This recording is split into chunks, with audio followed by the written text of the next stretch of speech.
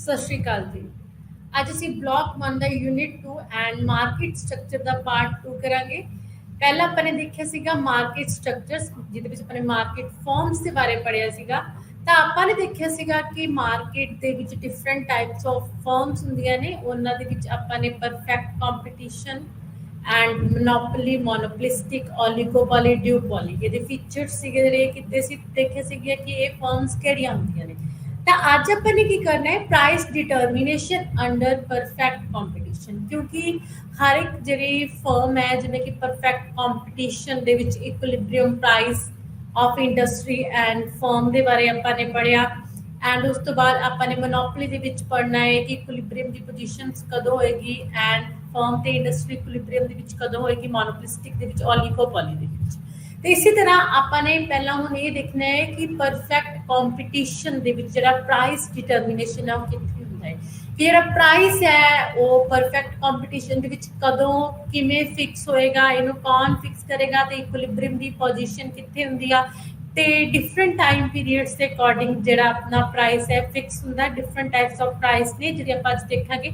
ਤਾਂ ਸਭ ਤੋਂ ਪਹਿਲਾਂ ਆਪਾਂ ਨੇ ਕੀ ਕੀਤਾ ਸੀ, ਮਾਰਕੀਟ ਸਟਰਕਚਰਸ ਦੇ ਵਿੱਚ ਬਾਜ਼ਾਰ ਦਾ ਮੀਨਿੰਗ ਕੀਤਾ ਸੀਗਾ, ਜਿਸ ਦੇ ਵਿੱਚ ਆਪਾਂ ਨੇ ਦੇਖਿਆ ਸੀਗਾ ਕਿ ਬਾਜ਼ਾਰ ਕੋਈ ਵੀ ਉਹ ਪਲੇਸ ਹੋ ਸਕਦੀ ਆ ਜਿੱਥੇ ਜਿਹੜੇ ਵਸਤੂਆਂ ਨੂੰ ਖਰੀਦਣ ਵਾਲੇ ਤੇ ਵੇਚਣ ਵਾਲੇ ਕੀ ਹੁੰਦੇ ਨੇ, ਇਕੱਠੇ ਹੁੰਦੇ ਨੇ। ਤਾਂ ਇਹ ਕੋਈ ਪਰਟੀਕੂਲਰ ਥਾਂ ਨਹੀਂ ਹੈ ਕਿ ਜਿੱਥੇ ਵੀ ਕਹਿੰਦੇ ਖਰੀਦਦਾਰ ਤੇ ਵੇਚਦਾਰ ਇੱਕ ਦੂਸਰੇ ਨਾਲ ਪਰਸਪਰ ਸੌਦਾ ਕਰਦੇ ਨੇ, that is called market.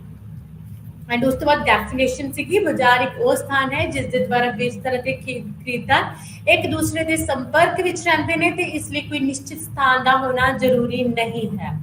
And features ਦੇਖੇ ਸੀਗੇ ਕਿ ਮਾਰਕੀਟ ਦਾ ਜਿਹੜਾ ਖੇਤਰ ਹੈ, ਸਕੋਪ ਹੈ, ਬਹੁਤ ਲਾਰਜ ਹੈ, ਕਿਉਂਕਿ ਹਰ ਇੱਕ ਜਗ੍ਹਾ ਤੇ ਮਾਰਕੀਟ ਅਵੇਲੇਬਲ ਹੁੰਦੀ ਹੈ। ਇਹ ਸ਼ਹਿਰ ਤੋਂ ਬਾਹਰ ਦੀ ਅਗਰ ਕੋਈ ਦੁਕਾਨ ਹੈ ਤਾਂ ਦੈਟ ਇਜ਼ ਕਾਲਡ ਮਾਰਕੀਟ, ਜਿੱਥੇ ਵਸਤੂ ਨੂੰ ਖਰੀਦੇ ਤੇ ਵੇਚੇ ਜਾ ਸਕਦਾ। ਇੱਕ ਵਸਤੂ ਕਹਿੰਦੇ ਹਰ ਇੱਕ ਜਿਹੜੀ ਡਿਫਰੈਂਟ ਗੁੱਡ ਹੈ ਉਹਦੀ ਡਿਫਰੈਂਟ ਮਾਰਕੀਟ ਹੁੰਦੀ ਹੈ, ਜਿਵੇਂ ਕਿ ਬੁੱਕਸ ਮਾਰਕੀਟ, ਜਵੈਲਰੀ ਮਾਰਕੀਟ, ਠੀਕ ਹੈ, ਦਾਣਾ ਮੰਡੀ ਹੋ ਗਈ ਆਪਣੀ, ਸਬਜ਼ੀ ਮਾਰਕੀਟ ਹੋ ਗਈ ਆਪਣੀ। ਤਾਂ ਕਹਿੰਦੇ ਹਰ ਇੱਕ ਗੁੱਡ ਦੀ ਆਪਣੀ ਕੀ ਹੁੰਦੀ ਹੈ, ਮਾਰਕੀਟ ਹੁੰਦੀ ਹੈ। ਖਰੀਦਦਾਰ ਤੇ ਵੇਚਦਾਰ ਦੀ ਸੰਖਿਆ ਬਹੁਤ ਜ਼ਿਆਦਾ ਹੁੰਦੀ ਹੈ। ਇੱਕ ਕੀਮਤ ਕਹਿੰਦੇ ਮਾਰਕੀਟ ਦੇ ਵਿੱਚ ਪ੍ਰੋਡਕਟਸ ਨੇ ਜਿੰਨੇ ਵੀ, ਉਹਨਾਂ ਦੀ ਪ੍ਰਾਈਸ ਇੱਕ ਵੀ ਹੋ ਸਕਦੀ ਹੈ ਜੇ ਹੋਮੋਜੀਨੀਅਸ ਨੇ, ਐਂਡ ਡਿਫਰੈਂਟ ਵੀ ਹੋ ਸਕਦੀ ਹੈ। ਤੇ ਪਰਫੈਕਟ ਕੰਪੀਟੀਸ਼ਨ ਹੈ ਜਿਹੜਾ ਉਹ ਮਾਰਕੀਟ ਦੇ ਵਿੱਚ ਪਾਇਆ ਜਾਂਦਾ ਹੈ। ਕਲਾਸੀਫਿਕੇਸ਼ਨਸ ਦੇਖੇ ਸੀ ਆਪਾਂ ਨੇ ਮਾਰਕੀਟ ਦੇ ਬੇਸ ਤੇ। ਇੱਕ ਆਪਾਂ ਨੇ ਏਰੀਆ ਦੇ ਬੇਸ ਤੇ ਦੇਖੀ ਸੀ। ਜੇ ਆਪਾਂ ਏਰੀਆ ਦੇ ਬੇਸ ਤੇ ਗੱਲ ਕਰੀਏ ਤਾਂ 3 ਟਾਈਪਸ ਆਫ ਮਾਰਕੀਟ ਸੀਗੀ ਆਪਣੀ, international, national and local. And ਉਸ ਤੋਂ ਬਾਅਦ ਆਪਾਂ ਨੇ ਦੇਖਿਆ ਸੀ on the basis of time. Time ਦੇ ਬੇਸ ਤੇ 4 ਟਾਈਪ ਆਫ ਮਾਰਕੀਟ ਹੈ, that is a very short, long period and secular period. ਤੇ ਆਪਾਂ ਨੇ ਇਹ ਜਿਹੜੇ 4 ਟਾਈਮ ਪੀਰੀਅਡਸ ਨੇ ਇਹਨਾਂ ਦੇ ਵਿੱਚ ਪ੍ਰਾਈਸ ਡਿਟਰਮੀਨੇਸ਼ਨ ਵੀ ਦੇਖਣਾ ਹੈ ਕਿ ਇਹ 4 ਮਾਰਕੀਟਸ ਦੇ ਵਿੱਚ ਜਿਹੜਾ ਪ੍ਰਾਈਸ ਡਿਟਰਮੀਨੇਸ਼ਨ ਉਹ ਕਿੱਦਾਂ ਹੋਏਗਾ। ਐਂਡ ਨੈਕਸਟ ਇੱਕ ਆਪਣਾ on the basis of competition ਦੇ ਬੇਸ ਤੇ 5 ਟਾਈਪਸ ਆਫ ਮਾਰਕੀਟ ਸੀ ਜੋ ਆਪਾਂ ਨੇ ਮਾਰਕੀਟ ਸਟਰਕਚਰ ਚੈਪਟਰਸ ਦੇ ਵਿੱਚ ਫੁੱਲੀ ਡਿਟੇਲ ਦੇ ਨਾਲ ਪੜ੍ਹਨੀਆਂ ਨੇ। ਆਪਾਂ ਪਰਫੈਕਟਲੀ ਕੰਪੀਟੀਟਿਵ ਮਾਰਕੀਟ ਜੋ ਅੱਜ ਦੇਖਦੇ ਹਾਂ ਕਿ ਪ੍ਰਾਈਸ ਡਿਟਰਮੀਨੇਸ਼ਨ ਇਸ ਦੇ ਵਿੱਚ ਕਿੱਦਾਂ ਹੁੰਦਾ ਹੈ। ਐਂਡ ਉਸ ਤੋਂ ਬਾਅਦ ਮੋਨੋਪੋਲੀ, ਮੋਨੋਪੋਲਿਸਟਿਕ ਕੰਪੀਟੀਸ਼ਨ, ਓਲੀਗੋਪੋਲੀ ਤੇ ਡਿਊਪੋਲੀ। ਆਪਾਂ ਇਹਨਾਂ ਦੇ ਫੀਚਰਸ ਦੇਖੇ ਸੀਗੇ। ਪਰਫੈਕਟ ਕੰਪੀਟੀਸ਼ਨ ਦੇ ਵਿੱਚ ਆਪਾਂ ਨੇ ਫੀਚਰਸ ਦੇਖੇ ਸੀ, ਅੱਗੇ ਮੈਂ ਤੁਹਾਨੂੰ ਦੱਸ ਦਿੰਦੀ ਹਾਂ ਕਿਉਂਕਿ ਆਪਾਂ ਨੇ ਅੱਜ ਇਹ ਟੌਪਿਕ ਕਰਨਾ ਹੈ। ਐਂਡ ਮੋਨੋਪੋਲੀ ਦੇ ਵਿੱਚ ਦੇਖਿਆ ਸੀਗਾ ਕਿ ਸਿੰਗਲ ਫਰਮ ਹੁੰਦੀ ਹੈ ਤੇ ਲਾਰਜ ਨੰਬਰ ਆਫ ਬਾਇਰਸ ਹੁੰਦੇ ਨੇ। ਪ੍ਰੋਡਕਟਸ ਜਿਹੜਾ ਉਹਦੇ ਵਿੱਚ ਫਰਮ ਤੇ ਇੰਡਸਟਰੀ ਵਿੱਚ ਕੋਈ ਵੀ ਡਿਫਰੈਂਸ ਨਹੀਂ ਹੁੰਦਾ। ਕੋਈ ਵੀ ਜਿਹੜਾ ਪ੍ਰੋਡਕਟ ਫਰਮ ਪ੍ਰੋਡਿਊਸ ਕਰ ਰਹੀ ਹੈ ਉਹਦਾ ਕਲੋਜ਼ ਸਬਸਟੀਟਿਊਸ਼ਨ ਨਹੀਂ ਹੁੰਦਾ, ਉਹ ਅਲੱਗ ਹੁੰਦੀ ਆ ਪ੍ਰੋਡਕਟ ਬ੍ਰਾਂਡ ਦੇ ਨੇਮ ਤੇ, ਇੰਗਰੀਡੀਐਂਟ ਦੇ ਬੇਸ ਤੇ। ਐਂਡ ਐਂਟਰੀ ਕੋਈ ਵੀ ਨਿਊ ਫਰਮ ਨਹੀਂ ਕਰ ਸਕਦੀ। ਪੁਰਾਣੀ ਫਰਮ ਤਾਂ ਇੱਕੋ ਹੁੰਦੀ ਹੈ, ਉਹਨੇ ਛੱਡ ਕੇ ਨਹੀਂ ਜਾਣਾ। ਮੋਨੋਪੋਲੀ ਦੇ ਵਿੱਚ ਇੱਕੋ ਫਰਮ ਹੁੰਦੀ ਹੈ ਜੋ ਪ੍ਰਾਈਸ ਵੀ ਖੁਦ ਕੀ ਕਰਦੀ ਆ, ਰੱਖਦੀ ਆ। ਤੇ ਮੋਨੋਪੋਲਿਸਟਿਕ ਦੇ ਵਿੱਚ ਲਾਰਜ ਨੰਬਰ ਆਫ ਬਾਇਰਸ ਤੇ ਸੈਲਰਸ ਹੁੰਦੇ ਨੇ, ਤੇ ਜਿਹੜੇ ਵੀ ਪ੍ਰੋਡਕਟਸ ਪ੍ਰੋਡਿਊਸ ਕੀਤੇ ਜਾਂਦੇ ਨੇ ਉਹ ਡਿਫਰੈਂਟ ਹੁੰਦੇ ਨੇ ਬ੍ਰਾਂਡ ਦੇ ਨੇਮ ਤੇ, ਸਾਈਜ਼ ਦੇ ਬੇਸ ਤੇ। ਐਂਡ ਜਿਵੇਂ ਕਿ ਟੂਥਪੇਸਟ ਹੋ ਗਿਆ, ਟੂਥਪੇਸਟ ਦੀਆਂ ਕਿੰਨੀਆਂ ਵੈਰਾਈਟੀਜ਼ ਨੇ। ਐਂਡ ਆਪਣਾ ਸੋਪ ਹੋ ਗਿਆ, ਬਾਥ ਸੋਪ, ਠੀਕ ਹੈ, ਜੋ ਕਿ ਲਕਸ ਹੋ ਗਿਆ, ਬਰੀਜ਼ ਹੋ ਗਿਆ, ਨੰਬਰ 1 ਹੋ ਗਿਆ, ਗੋਦਰੇਜ ਹੋ ਗਿਆ, ਡੈਟੋਲ ਹੋ ਗਿਆ, ਲਾਈਫ ਬॉय ਹੋ ਗਿਆ, ਠੀਕ ਹੈ। ਡਿਫਰੈਂਟ ਪ੍ਰੋਡਕਟਸ ਨੇ ਜਿਨ੍ਹਾਂ ਨੂੰ ਸਬਸਟੀਟਿਊਟ ਕੀਤਾ ਜਾ ਸਕਦਾ ਹੈ। ਇਹ ਆਪਣੀ ਜਿਹੜੀ ਮੋਨੋਪੋਲਿਸਟਿਕ ਫਰਮਸ ਨੇ ਉਹਨਾਂ ਦੇ ਵਿੱਚ ਆਉਂਦੇ ਨੇ। ਐਂਡ ਸੈਲਿੰਗ ਕਾਸਟ ਆਉਂਦੀ ਹੈ ਇਹਨਾਂ ਦੀ, ਕਿਉਂਕਿ ਹਰ ਇੱਕ ਜਿਹੜੀ ਫਰਮ ਹੈ ਆਪਣੇ ਪ੍ਰੋਡਕਟਸ ਨੂੰ ਜ਼ਿਆਦਾ ਸੇਲ ਕਰਨਾ ਚਾਹੇਗੀ ਤਾਂ ਉਹਦੇ ਲਈ ਆਪਣੇ ਪ੍ਰੋਡਕਟਸ ਆਪਣੇ ਕਸਟਮਰਸ ਨੂੰ ਮੋਟੀਵੇਟ ਕਰਨ ਦੇ ਲਈ ਉਹ ਐਡਵਰਟਾਈਜ਼ਮੈਂਟ ਯੂਜ਼ ਕਰੇਗੀ, ਪੈਂਪਲੇਟ ਯੂਜ਼ ਕਰੇਗੀ। ਐਂਡ ਉਸ ਤੋਂ ਬਾਅਦ freedom of entry and adjust, ਕੋਈ ਵੀ ਨਿਊ ਫਰਮ ਐਂਟਰ ਨਹੀਂ ਹੋ ਸਕਦੀ ਤੇ ਪੁਰਾਣੀ ਫਰਮ ਛੱਡ ਕੇ ਨਹੀਂ ਜਾ ਸਕਦੀ ਇੰਡਸਟਰੀ ਨੂੰ।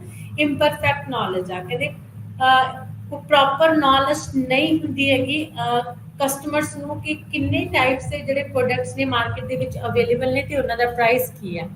ਐਂਡ ਉਸ ਤੋਂ ਬਾਅਦ ਓਲੀਗੋਪੋਲੀ, ओलिगोपोली ਦੇ ਵਿੱਚ ਕਹਿੰਦੇ ਮੋਨੋਪੋਲੀ ਪਾਵਰ ਹੁੰਦੀ ਆ, ਇਹਦੇ ਵਿੱਚ ਕਹਿੰਦੇ ਆਪਣੀਆਂ ਮੋਰ ਦੈਨ 2 ਫਰਮਸ ਹੁੰਦੀਆਂ ਨੇ, ਫਿਊ ਫਰਮਸ ਹੁੰਦੀਆਂ ਨੇ, ਜਿਵੇਂ ਕਿ ਕਾਰ ਮੈਨੂਫੈਕਚਰਿੰਗ ਇੰਡਸਟਰੀਜ਼ ਆ ਗਿਆ, ਜਿਨ੍ਹਾਂ ਦੇ ਵਿੱਚ ਕਹਿੰਦੇ ਜਿਵੇਂ ਟੋਟਾਇਆ ਆ ਗਿਆ, ਨੋਵਾ ਆ ਗਿਆ, ਮਾਰੂਤੀ ਸੁਜ਼ੂਕੀ ਆ ਗਿਆ, ਠੀਕ ਹੈ। ਇਹ ਡਿਫਰੈਂਟ ਕਰੇ ਲੇਕਿਨ ਫਿਊ ਕੁਆਂਟੀਟੀ ਦੇ ਵਿੱਚ ਫਰਮਸ ਹੁੰਦੀਆਂ ਨੇ। ਤੇ ਐਟੀਟਿਊਡਸ ਆਫ ਫਰਮਸ ਹੁੰਦਾ, ਫਿਊ ਸੈਲਰਸ ਹੁੰਦੇ ਨੇ, ਸਟੈਂਡਰਡਸ ਪ੍ਰੋਡਕਟਸ ਹੁੰਦੇ ਨੇ, ਐਂਡ ਕੰਟਰੋਲ ਹੁੰਦਾ ਪ੍ਰਾਈਸਿਸ ਤੇ, ਐਂਟਰੀ ਰੇਟ ਐਡਜਸਟ ਨਹੀਂ ਕਰ ਸਕਦੀਆਂ, ਐਡਵਰਟਾਈਜ਼ਮੈਂਟ ਐਂਡ ਸੇਲਸ ਪ੍ਰਮੋਸ਼ਨ ਇਹਨਾਂ ਤੇ ਵੀ ਹੁੰਦੀ ਹੈ। ਐਂਡ ਉਸ ਤੋਂ ਬਾਅਦ ਡਿਊਪੋਲੀ ਜਿਹਦੇ ਵਿੱਚ ਸਿਰਫ 2 ਫਰਮਸ ਹੋਣ, that is called duopoly. And on the basis of process of sale ਦੇ ਬੇਸ ਤੇ, ਆਪਣਾ ਇਨਵੈਸਟੀਗੇਸ਼ਨ ਦੇ ਬੇਸ ਤੇ ਸੀ, ਪ੍ਰੂਫ ਦੇ ਬੇਸ ਤੇ, ਐਂਡ ਗ੍ਰੇਡ ਦੇ ਬੇਸ ਤੇ, market on the basis of trade market. And ਉਸ ਤੋਂ ਬਾਅਦ ਸੀ ਸਪੈਸ਼ਲਾਈਜੇਸ਼ਨਸ, ਕਹਿੰਦੇ 2 ਟਾਈਪਸ ਆਫ ਮਾਰਕੀਟ ਨੇ, ਸਪੈਸ਼ਲਾਈਜ਼ਡ ਦੇ ਬੇਸ ਤੇ, mixed market and special market. on the basis of quantity sale, quantity ਦੇ sale ਤੇ base ਤੇ ਵੀ 2 types of market ਨੇ, first is retail market and second is wholesale market। retail market से भी short ਜਿਹੜੇ ਆਪਣੇ short shopkeepers ਨੇ ਆਉਂਦੇ ਨੇ, small shopkeepers ਜਿਹੜੀਆਂ small quantities ਨੇ ਆਪਣੇ products ਦੀਆਂ sale ਕਰਦੇ ਨੇ, ਤੇ wholesale markets ਤੇ large quantities sale ਕੀਤੀਆਂ ਜਾਂਦੀਆਂ ਨੇ less prices ਤੇ retail shopkeepers ਨੂੰ, ਠੀਕ ਹੈ। next is on the basis of law ਦੇ base ਤੇ 2 types of market, legal and illegal। legal market ਜਿਹਦੇ ਵਿੱਚ ਕਹਿੰਦੇ ਰਿਟਨ ਇਨਫੋਰਮੇਸ਼ਨ ਹੁੰਦੀ ਹੈ, ਸਾਰਾ ਕੁਝ ਰਿਟਨ ਹੁੰਦਾ ਹੈ। ਲੀਗਲ ਮਾਰਕੀਟ ਸਾਰੇ ਗੁੱਡਸ ਲੀਗਲੀ ਮਿਲਦੀਆਂ ਨੇ, ਐਂਡ ਇਲੀਗਲ ਮਾਰਕੀਟ ਜਿਹੜੀਆਂ ਗੈਰ ਕਾਨੂੰਨੀ ਇਲੀਗਲ ਵੇ ਦੇ ਨਾਲ ਜਿਹੜੀਆਂ ਛੁਪਾ ਕੇ ਗੁੱਡਸ ਨੂੰ ਸੇਲ ਕੀਤਾ ਜਾਂਦਾ, that is called illegal market. ਇਹ ਸੀਗੇ ਆਪਣੇ ਡਿਫਰੈਂਟ ਟਾਈਪਸ ਆਫ ਮਾਰਕੀਟ ਜੋ ਆਪਾਂ ਨੇ ਕੀਤੀਆਂ ਸੀ। ਉਸ ਤੋਂ ਬਾਅਦ ਅੱਜ ਆਪਾਂ ਨੇ ਕੀ ਕਰਨਾ ਹੈ, price determination under perfect competition. ਕਿ ਜਿਹੜਾ ਪਰਫੈਕਟ ਕੰਪੀਟੀਸ਼ਨ ਹੈ ਉਹਦੇ ਵਿੱਚ ਪ੍ਰਾਈਸ ਡਿਟਰਮੀਨੇਸ਼ਨ ਕਿਵੇਂ ਹੋਏਗਾ। ਸਭ ਤੋਂ ਪਹਿਲਾਂ ਆਪਾਂ ਦੇਖਦੇ ਹਾਂ ਪਰਫੈਕਟ ਕੰਪੀਟੀਸ਼ਨ। ਕਹਿੰਦੇ ਪਰਫੈਕਟ ਕੰਪੀਟੀਸ਼ਨ ਮਾਰਕੀਟ ਸਟਰਕਚਰ ਦੀ ਟਾਈਪ ਹੈ, ਫਰਮਸ ਦੀ ਟਾਈਪ ਹੈ। ਇਹਦੀ ਡੈਫੀਨੇਸ਼ਨ ਕੀ ਆ, ਪੂਰਨ ਪ੍ਰਤੀਯੋਗਿਤਾ ਬਾਜ਼ਾਰ ਦੀ ਉਹ ਅਵਸਥਾ ਹੈ ਜਿਸ ਵਿੱਚ ਬਹੁਤ ਸਾਰੀਆਂ ਫਰਮਾਂ ਹੁੰਦੀਆਂ ਹਨ, ਸਾਰੀਆਂ ਇੱਕ ਸਮਾਨ ਵਸਤੂ ਦਾ ਉਤਪਾਦਨ ਕਰ ਰਹੀਆਂ ਹਨ। ਉਸ ਅਵਸਥਾ ਵਿੱਚ ਫਰਮ ਕੀਮਤ ਲੈਣ ਵਾਲੀ ਹੁੰਦੀ ਹੈ, ਨਾ ਕਿ ਕੀਮਤ ਦੇਣ ਵਾਲੀ। ਪੂਰਨ ਪ੍ਰਤੀਯੋਗਿਤਾ ਮਤਲਬ ਤੁਹਾਨੂੰ ਪਤਾ ਹੈ ਕਿ ਇਹਦੇ ਵਿੱਚ ਲਾਰਜ ਨੰਬਰ ਆਫ ਫਰਮਸ ਹੁੰਦੀਆਂ ਨੇ, ਸਾਰੀਆਂ ਜਿਹੜੀਆਂ ਵੀ ਫਰਮਸ ਜਿਸ ਪ੍ਰੋਡਕਟ ਦੀ ਪ੍ਰੋਡਕਸ਼ਨ ਕਰਦੀਆਂ ਨੇ ਉਹ ਹੋਮੋਜੀਨੀਅਸ ਪ੍ਰੋਡਕਟ ਹੁੰਦਾ ਹੈ, ਠੀਕ ਹੈ। ਤੇ ਜਿਹੜੀਆਂ ਫਰਮਸ ਹੁੰਦੀਆਂ ਨੇ ਉਹ ਪ੍ਰਾਈਸ ਟੇਕਰ ਹੁੰਦੀਆਂ ਨੇ, ਨੋਟ ਅ ਪ੍ਰਾਈਸ ਮੇਕਰ। ਨਹੀਂ ਸਿਰਫ ਉਹ ਪ੍ਰਾਈਸ ਨੂੰ ਅਸੈਪਟ ਕਰਦੀਆਂ ਨੇ ਕਿ ਇਸ ਪ੍ਰਾਈਸ ਤੇ ਆਪਾਂ ਨੇ ਆਪਣੀ ਗੁੱਡਸ ਨੂੰ ਸੇਲ ਕਰਨਾ ਹੈ, ਨਾ ਕਿ ਉਹ ਪ੍ਰਾਈਸ ਨੂੰ ਮੇਕ ਕਰਦੀਆਂ ਨੇ, ਆਪ ਫਿਕਸ ਕਰਦੀਆਂ ਨੇ। ਪ੍ਰਾਈਸ ਕੌਣ ਫਿਕਸ ਕਰਦਾ ਹੈ, ਇੰਡਸਟਰੀ ਫਿਕਸ ਕਰਦੀ ਹੈ ਪਰਫੈਕਟ ਕੰਪੀਟੀਸ਼ਨ ਦੇ ਵਿੱਚ। ਫੀਚਰਸ ਕੀ ਸੀਗੇ ਪਰਫੈਕਟ ਕੰਪੀਟੀਸ਼ਨ ਦੇ, ਫਰਸਟ ਇਜ਼ ਖਰੀਦਣ ਤੇ ਵੇਚਣ ਵਾਲਿਆਂ ਦੀ ਸੰਖਿਆ। ਕਹਿੰਦੇ ਲਾਰਜ ਨੰਬਰ ਆਫ ਬਾਇਰਸ ਤੇ ਸੈਲਰਸ ਹੁੰਦੇ ਸੀ, ਜਿਹੜੇ ਪ੍ਰੋਡਕਟਸ ਹੁੰਦੇ ਸੀ ਹੋਮੋਜੀਨੀਅਸ ਹੁੰਦੇ ਸੀ, ਇੱਕੋ ਤਰ੍ਹਾਂ ਦੇ ਪ੍ਰੋਡਕਟ ਸੀ ਜਿਹੜੇ ਉਹ ਪ੍ਰੋਡਿਊਸ ਕੀਤੇ ਜਾਂਦੇ ਨੇ, ਉਹਨਾਂ ਦੇ ਵਿੱਚ ਕੋਈ ਵੀ ਡਿਫਰੈਂਟ ਨਹੀਂ ਹੁੰਦਾ ਹੈ। ਸਮਾਨ ਕੀਮਤ ਸਾਰੇ ਪ੍ਰੋਡਕਟਸ ਦੀ ਜਿਹੜੀ ਪ੍ਰਾਈਸ ਹੈ ਉਹ ਵੀ ਕੀ ਰਹਿੰਦੀ ਹੈ, ਸਮਾਨ ਰਹਿੰਦੀ ਹੈ। ਅਗਰ ਮੈਂ ਪਾਰਲੇ ਜੀ ਬਿਸਕਿਟ ਵੇਚ ਰਿਹਾ ਆਪਣੀ ਸ਼ਾਪ ਦੇ ਵਿੱਚ, ਤਾਂ ਨਾਲ ਦੀਆਂ ਜਿਹੜੀਆਂ ਫਰਮਸ ਪ੍ਰੋਡਿਊਸ ਕਰ ਰਹੀਆਂ ਨੇ ਉਹ ਵੀ ਕੀ ਕਰਨਗੀਆਂ, ਸੇਮ ਪ੍ਰਾਈਸਿਸ ਤੇ ਹੀ ਸੇਲ ਕਰਨਗੀਆਂ।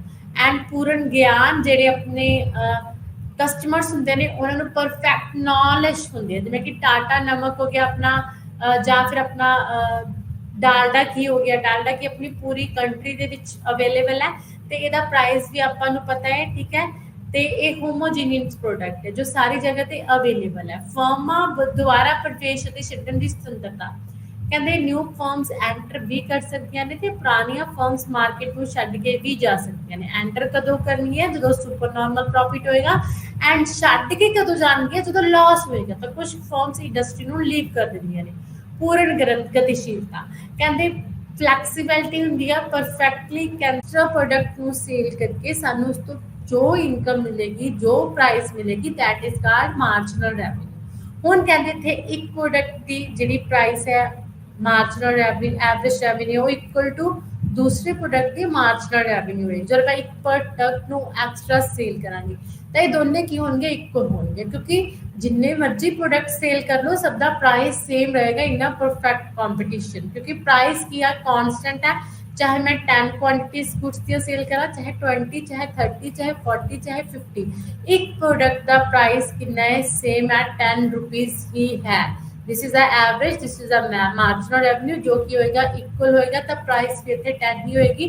लेकिन इस डायग्राम में प्राइस अपन 5 दिखाई हुई है पर प्रोडक्ट की, जो कि कांस्टेंट है। चाहे मैं एक प्रोडक्ट लवां, चाहे 2 लवां, चाहे 3 लवां। ਤਾਂ ਇੱਥੇ ਤੁਸੀਂ ਦੇਖ ਸਕਦੇ ਹੋ OX ਅਕਸ਼ ਤੇ ਆਊਟਪੁੱਟ ਦਿਖਾਈ ਹੋਈ ਹੈ ਇਨ ਯੂਨਿਟਸ ਐਂਡ OY ਤੇ ਰੈਵਨਿਊ ਦਿਖਾਇਆ ਹੋਇਆ in rupees. DD is the demand curve, ਜਿਹੜੀ ਸਾਡੀ DD ਔਰ ਡਿਮਾਂਡ ਕਰਵ ਹੈ। ਤਾਂ ਹਰ ਇੱਕ ਪ੍ਰੋਡਕਟ ਦੀ ਜਿਹੜੀ ਪ੍ਰਾਈਸ ਹੈ ਤਾਂ ਪ੍ਰਾਈਸ ਇੱਕ ਕਹਿੰਦੇ ਇੰਡਸਟਰੀ ਫਿਕਸ ਕਰਦੀ ਹੈ, ਕਿਉਂਕਿ ਆ group of firms mill K perfect competition ਦੇ ਵਿੱਚ ਇੱਕ ਇੰਡਸਟਰੀ ਬਣਾਉਂਦੀਆਂ ਨੇ। ਤਾਂ ਜਿਹੜੀ ਪ੍ਰਾਈਸ ਆ ਉਹ ਇੰਡਸਟਰੀ ਦੇ ਦੁਆਰਾ ਫਿਕਸ ਹੋਏਗੀ। ਤਾਂ ਜਿੰਨੀਆਂ ਵੀ ਫਰਮਸ ਨੇ ਇੱਕ ਇੰਡਸਟਰੀ ਦੇ ਵਿੱਚ ਸਾਰਿਆਂ ਨੂੰ ਉਸੇ ਪ੍ਰਾਈਸ ਤੇ ਆਪਣੇ ਪ੍ਰੋਡਕਟ ਨੂੰ ਕੀ ਕਰਨਾ ਪਏਗਾ, ਸੇਲ ਕਰਨਾ ਪਏਗਾ। ਤਦ ਕੀ ਆ ਕਹਿੰਦੇ ਇੰਡਸਟਰੀ ਨੇ ਪਰ ਪ੍ਰੋਡਕਟ ਦੀ ਪ੍ਰਾਈਸ ਜਿਹੜੀ ਉਹ 5 ਕੀ ਆ ਫਿਕਸ ਕੀਤੀ। ਤਾਂ ਹਰ ਇੱਕ ਜਿਹੜੀ ਫਰਮ ਹੈ ਉਹਨੇ 5 ਰੁਪੀਜ਼ ਦਾ ਹੀ ਆਪਣਾ ਪ੍ਰੋਡਕਟ ਕੀ ਕਰਨਾ ਹੈ, ਸੇਲ ਕਰਨਾ ਹੈ। ਤਾਂ ਇੱਥੇ ਤੁਸੀਂ ਦੇਖ ਸਕਦੇ ਹੋ ਜਿਹੜੀ ਆਪਣੀ ਪ੍ਰਾਈਸ ਹੈ ਉਹ ਕਾਂਸਟੈਂਟ ਹੈ, 5 ਰੁਪੀਜ਼ ਹੈ ਪਰ ਪ੍ਰੋਡਕਟ। ਐਂਡ ਜਦੋਂ ਆਪਾਂ ਇੱਕ ਐਕਸਟਰਾ ਯੂਨਿਟ ਵੀ ਭੇਜਦੇ ਹਾਂ ਤਦ ਵੀ 5 ਹੀ ਰਹੇਗੀ। एंड DD डिमांड कर्व की है, एक्स एक्सिस के पैरेलल है। डिमांड इंक्रीज हो रही है लेकिन प्राइस के कोई भी चेंज नहीं हुआ। रेवेन्यू की है कांस्टेंट है। जो आप 1 यूनिट सेल कर रहे हैं 1 गुड नू तब भी प्राइस 5, सेकंड कर रहे हैं तब भी 5 एंड थर्ड कर रहे हैं तब भी 5 की है। ठीक है, तब की है क्वांटिटी जितनी मर्जी सेल करो लेकिन प्राइस 5 ही रहेगी। प्राइस के किसी भी तरह का कोई भी चेंज नहीं आएगा। तो AR इज इक्वल टू की रहेगी हमेशा MR रहेगी, मार्जिनल रेवेन्यू ही रहेगी। This is the demand curve under perfect competition जो एक्स एक्सिस से की है पैरेलल है। This is the demand and revenue under perfect competition. And the next is price determination under perfect competition कि जो price है वो कितने फिक्स किया जाता है अंडर परफेक्ट कंपटीशन के फर्म्स के विच। ਤਾਂ ਬਾਜ਼ਾਰ ਵਿੱਚ ਉਹ ਕੀਮਤ ਨਿਰਧਾਰਿਤ ਹੁੰਦੀ ਹੈ ਜਿਸ ਕੀਮਤ ਤੇ ਮੰਗ ਅਤੇ ਪੂਰਤੀ ਬਰਾਬਰ ਹੁੰਦੇ ਹਨ, ਉਸ ਨੂੰ ਸੰਤੁਲਨ ਕੀਮਤ ਕਿਹਾ ਜਾਂਦਾ ਹੈ। ਕਹਿੰਦੇ ਪਰਫੈਕਟ ਕੰਪੀਟੀਸ਼ਨ ਦੇ ਵਿੱਚ ਕਹਿੰਦੇ ਪ੍ਰਾਈਸ ਡਿਟਰਮੀਨੇਸ਼ਨ ਉੱਥੇ ਹੋਏਗਾ ਜਿੱਥੇ ਕਹਿੰਦੇ ਫਰਮਸ ਦੀ ਡਿਮਾਂਡ ਤੇ ਸਪਲਾਈ ਕੀ ਹੋਏਗੀ, ਇਕੁਅਲ ਹੋਏਗੀ। ਉਹਨੂੰ ਕੀ ਕਿਹਾ ਜਾਂਦਾ ਹੈ, ਇਕੁਇਲਿਬ੍ਰੀਅਮ ਪ੍ਰਾਈਸ ਕਿਹਾ ਜਾਂਦਾ ਹੈ। Under perfect competition, price of a commodity is determined by industry, क्योंकि इंडस्ट्री द्वारा फिक्स किया जाता है, not by a one firm. कोई भी सिंगल फर्म है जी अपने गुड का प्राइस फिक्स नहीं कर सकती ते प्राइस ਨੂੰ चेंज भी नहीं कर सकती। Aggregate of all firms is called industry. सारिया फर्म्स ਨੂੰ ਜਦੋਂ ਆਪਾਂ ਮਿਲਾਉਂਦੇ ਆ ਉਹਨਾਂ ਦਾ ਐਗਰੀਗੇਟ ਕਰਦੇ ਆ ਤਾਂ ਉਹ की बनती है, एक इंडस्ट्री बनती है। Equilibrium price of commodity is determined by the industry at the point. कहते हर एक इंडस्ट्री उसे पॉइंट ते इक्विलिब्रियम प्राइस है जिहड़ा वो फिक्स करती है जिथे कहते market demand for the commodity is equal to market supply. Market दे विच कहते जिन्नियां सारियां फर्म्स ने उन्हां दी जिहड़ी सप्लाई है वो इक्वल डिमांड होवे। एग्रीगेट डिमांड ते एग्रीगेट सप्लाई जिथे इक्वल होवे मार्केट दे विच उत्थे इंडस्ट्री के द्वारा जिहड़ी प्राइस और की जाती है फिक्स की जाती है। तो इन अदर वर्ड्स आप कह सकते हैं equilibrium price is determined at that point which aggregate demand for a commodity is equal to aggregate supply. ठीक है, एग्रीगेट डिमांड पे जिथे एग्रीगेट सप्लाई की होंगी है इक्वल होंगी है उत्थे जिहड़ी इक्विलिब्रियम प्राइस हो की किया जाता है, फिक्स किया जाता है under perfect competition by a industry दे। तो तुसीं इस टेबल दे विच देख सकते हो प्राइस पर यूनिट दिखाया हुआ है सानू रुपीज के विच and supply of good X दिखाई हुई है and demand of good X दिखाई है इन डजन के। तो सब तो पहले देख सकते हो जो प्राइस 5 सीगा and the supply of good X की सीगी 50 सीगी and demand of good X की सी 10 सीगी। प्राइस 5 होने ते सप्लाई की सी ज्यादा सी क्योंकि सप्लाई ते प्राइस का पॉजिटिव रिलेशनशिप हुंदा है। जिन्नी प्राइस ज्यादा होंगी है उन्नी सप्लाई ज्यादा होंगी है एंड प्राइस ते डिमांड का नेगेटिव रिलेशनशिप होंदा है। जिन्नी प्राइस ज्यादा होंगी है डिमांड उन्नी घट होंदी है। जिवें जिवें प्राइस घटता जाता है डिमांड इनक्रीज होंदा जाता है। तो तुसीं इस टेबल दे विच देख सकते हो पहला जो 5 सीगा तां 50 supply and demand 10 miss supply greater than की सीगी डिमांड सी।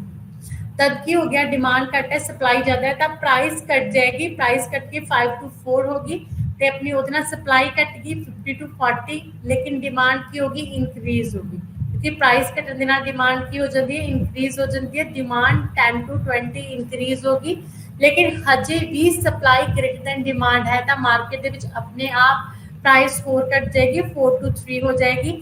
तो ये थ्रू सप्लाई 4 कट के 40 to 30 एंड डिमांड इंक्रीज होकर 20 to 30 हो जाएगी। अगर प्राइस 4 कट जाता है 3 to 4 ਤਾਂ ਸਪਲਾਈ ਹੋਰ ਘਟ ਜਾਏਗੀ 30 to 20 एंड डिमांड इंक्रीज होकर की हो जाएगी 40 हो जाएगी। एंड अगर प्राइस 4 कट के 1 हो जाती है तो सप्लाई कट के 10 एंड डिमांड इंक्रीज होकर 50 हो जाती है। तो तुसी इत्थे देख सकते हो कि इक्विलिब्रियम कित्थे है, डिमांड ते सप्लाई इक्वल कित्थे है मार्केट दे विच।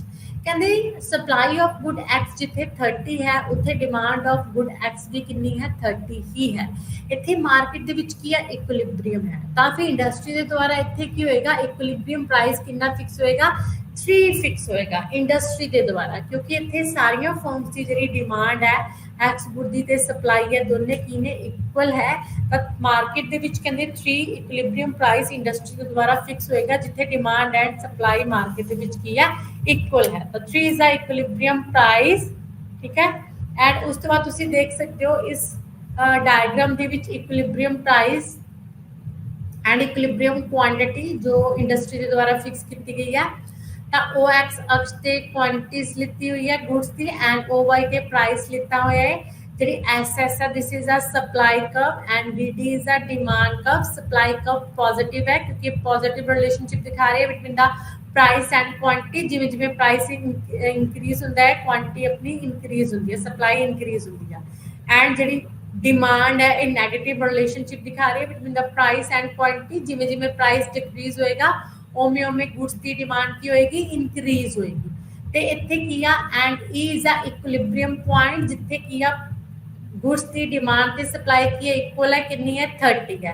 एंड इक्विलिब्रियम प्राइस कितना फिक्स किया है इंडस्ट्री ने 3 फिक्स किया है। इंडस्ट्री उत्थे ही परफेक्ट कंपटीशन दे विच इक्विलिब्रियम प्राइस फिक्स करदी हुंदी है जिथे डिमांड एंड सप्लाई है जिहड़ी गुड्स दी हो की हुंदी है इक्वल होंगी है।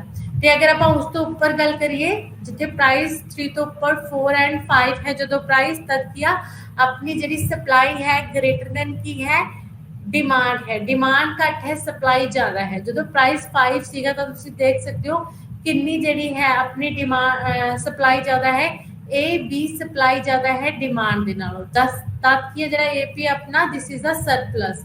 एंड नीचे तुम देख सकते हो जो अपनी प्राइस 2 घट है तब अपनी डिमांड ग्रेटर देन की है सप्लाई है। डिमांड ग्रेटर देन सप्लाई है कितनी डिमांड ज्यादा है सी डी अपनी जी डिमांड है वो ज्यादा है सप्लाई के नालों। This is a shortage of goods means अपने को इन्नी गुड्स की ने घट ने। एंड ऊपर की है सरप्लस अपने को सप्लाई ज्यादा है लेकिन डिमांड घट है। तो जब सप्लाई ज्यादा तो डिमांड घट होएगी तो अपने आप जी प्राइसिस की होएगी डिक्रीज हो जाएगी, ठीक है। एंड अगर शॉर्टेज है मतलब डिमांड ज्यादा है तो सप्लाई घट है क्योंकि प्राइस घट है तो अपने आप डिमांड ज्यादा होने करके की है जी प्राइसिस की हो जाएगी इंक्रीज हो जाएगी तो इक्विलिब्रियम की पोजीशन पे पहुंच जाएगी जिथे अपना प्राइस फिक्स होएगा 3, ठीक है। Then 3 is the equilibrium price जिथे डिमांड ते सप्लाई की इक्वल है। एंड ऊपर की excess supply mean surplus and नीचे की शॉर्टेज मीन्स जिथे डिमांड ग्रेटर देन की है सप्लाई है। This is the equilibrium price जिथे मार्केट्स दे विच फिक्स होता है। And the next is equilibrium price of firm and industry. Equilibrium price and of firm and industry तुसी देख सकते हो दोनों की डायग्राम है। एक दे विच इंडस्ट्री दे विच इक्विलिब्रियम प्राइस दस्या है कि उत्थे फिक्स होएगा जिथे डिमांड एंड सप्लाई की होएगी इक्वल होएगी। तो फर्म नू उसे सेम प्राइस से अपने प्रोडक्ट्स नू की करना पेगा सेल करना पेगा। तो वही प्राइस है जो फर्म्स के विच भी किया एक्सेप्ट किया जाएगा। जिवें कि तुसीं इत्थे फिगर दे विच देख सकते हो first figure they which indicates that price of good X is determined by the industry at the point where demand is equal to supply. Price of the good under perfect competition is therefore determined by the industry. Each firm has to sell their product at very low prices. तो तुसी देख सकते हो industry जी diagram है industry की उत्थे कहते एक इंडस्ट्री ने प्राइस की फिक्स किया ओपी इक्विलिब्रियम प्राइस फिक्स किया तो इक्विलिब्रियम क्वांटिटी कितनी है ओ क्यू है। तो एस सप्लाई कर्व ते डिमांड कर्व एक दूसरे ਨੂੰ ई पॉइंट ਤੇ ਕੱਟ ਰਹੇ ਨੇ ਜਿੱਥੇ डिमांड इक्वल टू सप्लाई है ਉੱਥੇ इंडस्ट्री प्राइस फिक्स करेगी ओपी। एंड ਜਿਹੜੀਆਂ फर्म्स ने ਤਾਂ ਉਸੇ सेम प्राइस ਤੇ अपने प्रोडक्ट ਨੂੰ ਕੀ ਕਰਨਗੀਆਂ सेल करनी है क्योंकि इंडस्ट्री ਦੇ ਵਿੱਚ ਜਿੰਨੀਆਂ ਵੀ फर्म्स ਨੇ ਉਹ ਉਸੇ ओपी प्राइस ਤੇ अपने प्रोडक्ट ਨੂੰ सेल ਕਰਨਗੀਆਂ ਤੇ ਆਪਣੀ ਜਿਹੜੀ ਐਵਰੇਜ ਰੈਵਨਿਊ कर्व है फर्म्स ਦੇ ਵਿੱਚ इक्वल टू मार्जिनल रेवेन्यू कब होएगी, ए आर ते M R curve equal to P होएगी, प्राइस होएगी, क्योंकि प्राइस जिन्ना है उन्नी ही अपनी ए आर है उन्नी अपनी पी। अगर प्राइस 5 है तो ए आर भी 5 ही होएगी तो एम आर भी अपनी 5 ही होएगी इन अ परफेक्ट कंपटीशन। ਤੇ A R M R curve है जी एक्स एक्सिस ਦੇ ਪੈਰਲਲ ਹੋਏਗੀ, क्योंकि प्राइस फिक्स है, चाहे फर्म्स जिन्नी मर्जी क्वांटिटीज की करन सेल करन, अपना जरा प्राइस है वो की है सेम रहेगा। This is the equilibrium price of firm and industry की इंडस्ट्री द्वारा प्राइस फिक्स किया गया तो फर्म ने एक्सैप्ट किया, तद आप कह सकते हैं कि firm is a price taker not a price maker, कि फर्म प्राइस टेक कर दिया जरा इंडस्ट्री फिक्स कर दिया, तो फर्म अपने आप प्राइस को चेंज नहीं कर सकती, अपने आप प्राइस फिक्स नहीं कर सकती। This is the conditions of equilibrium price of firm and industry under perfect competition.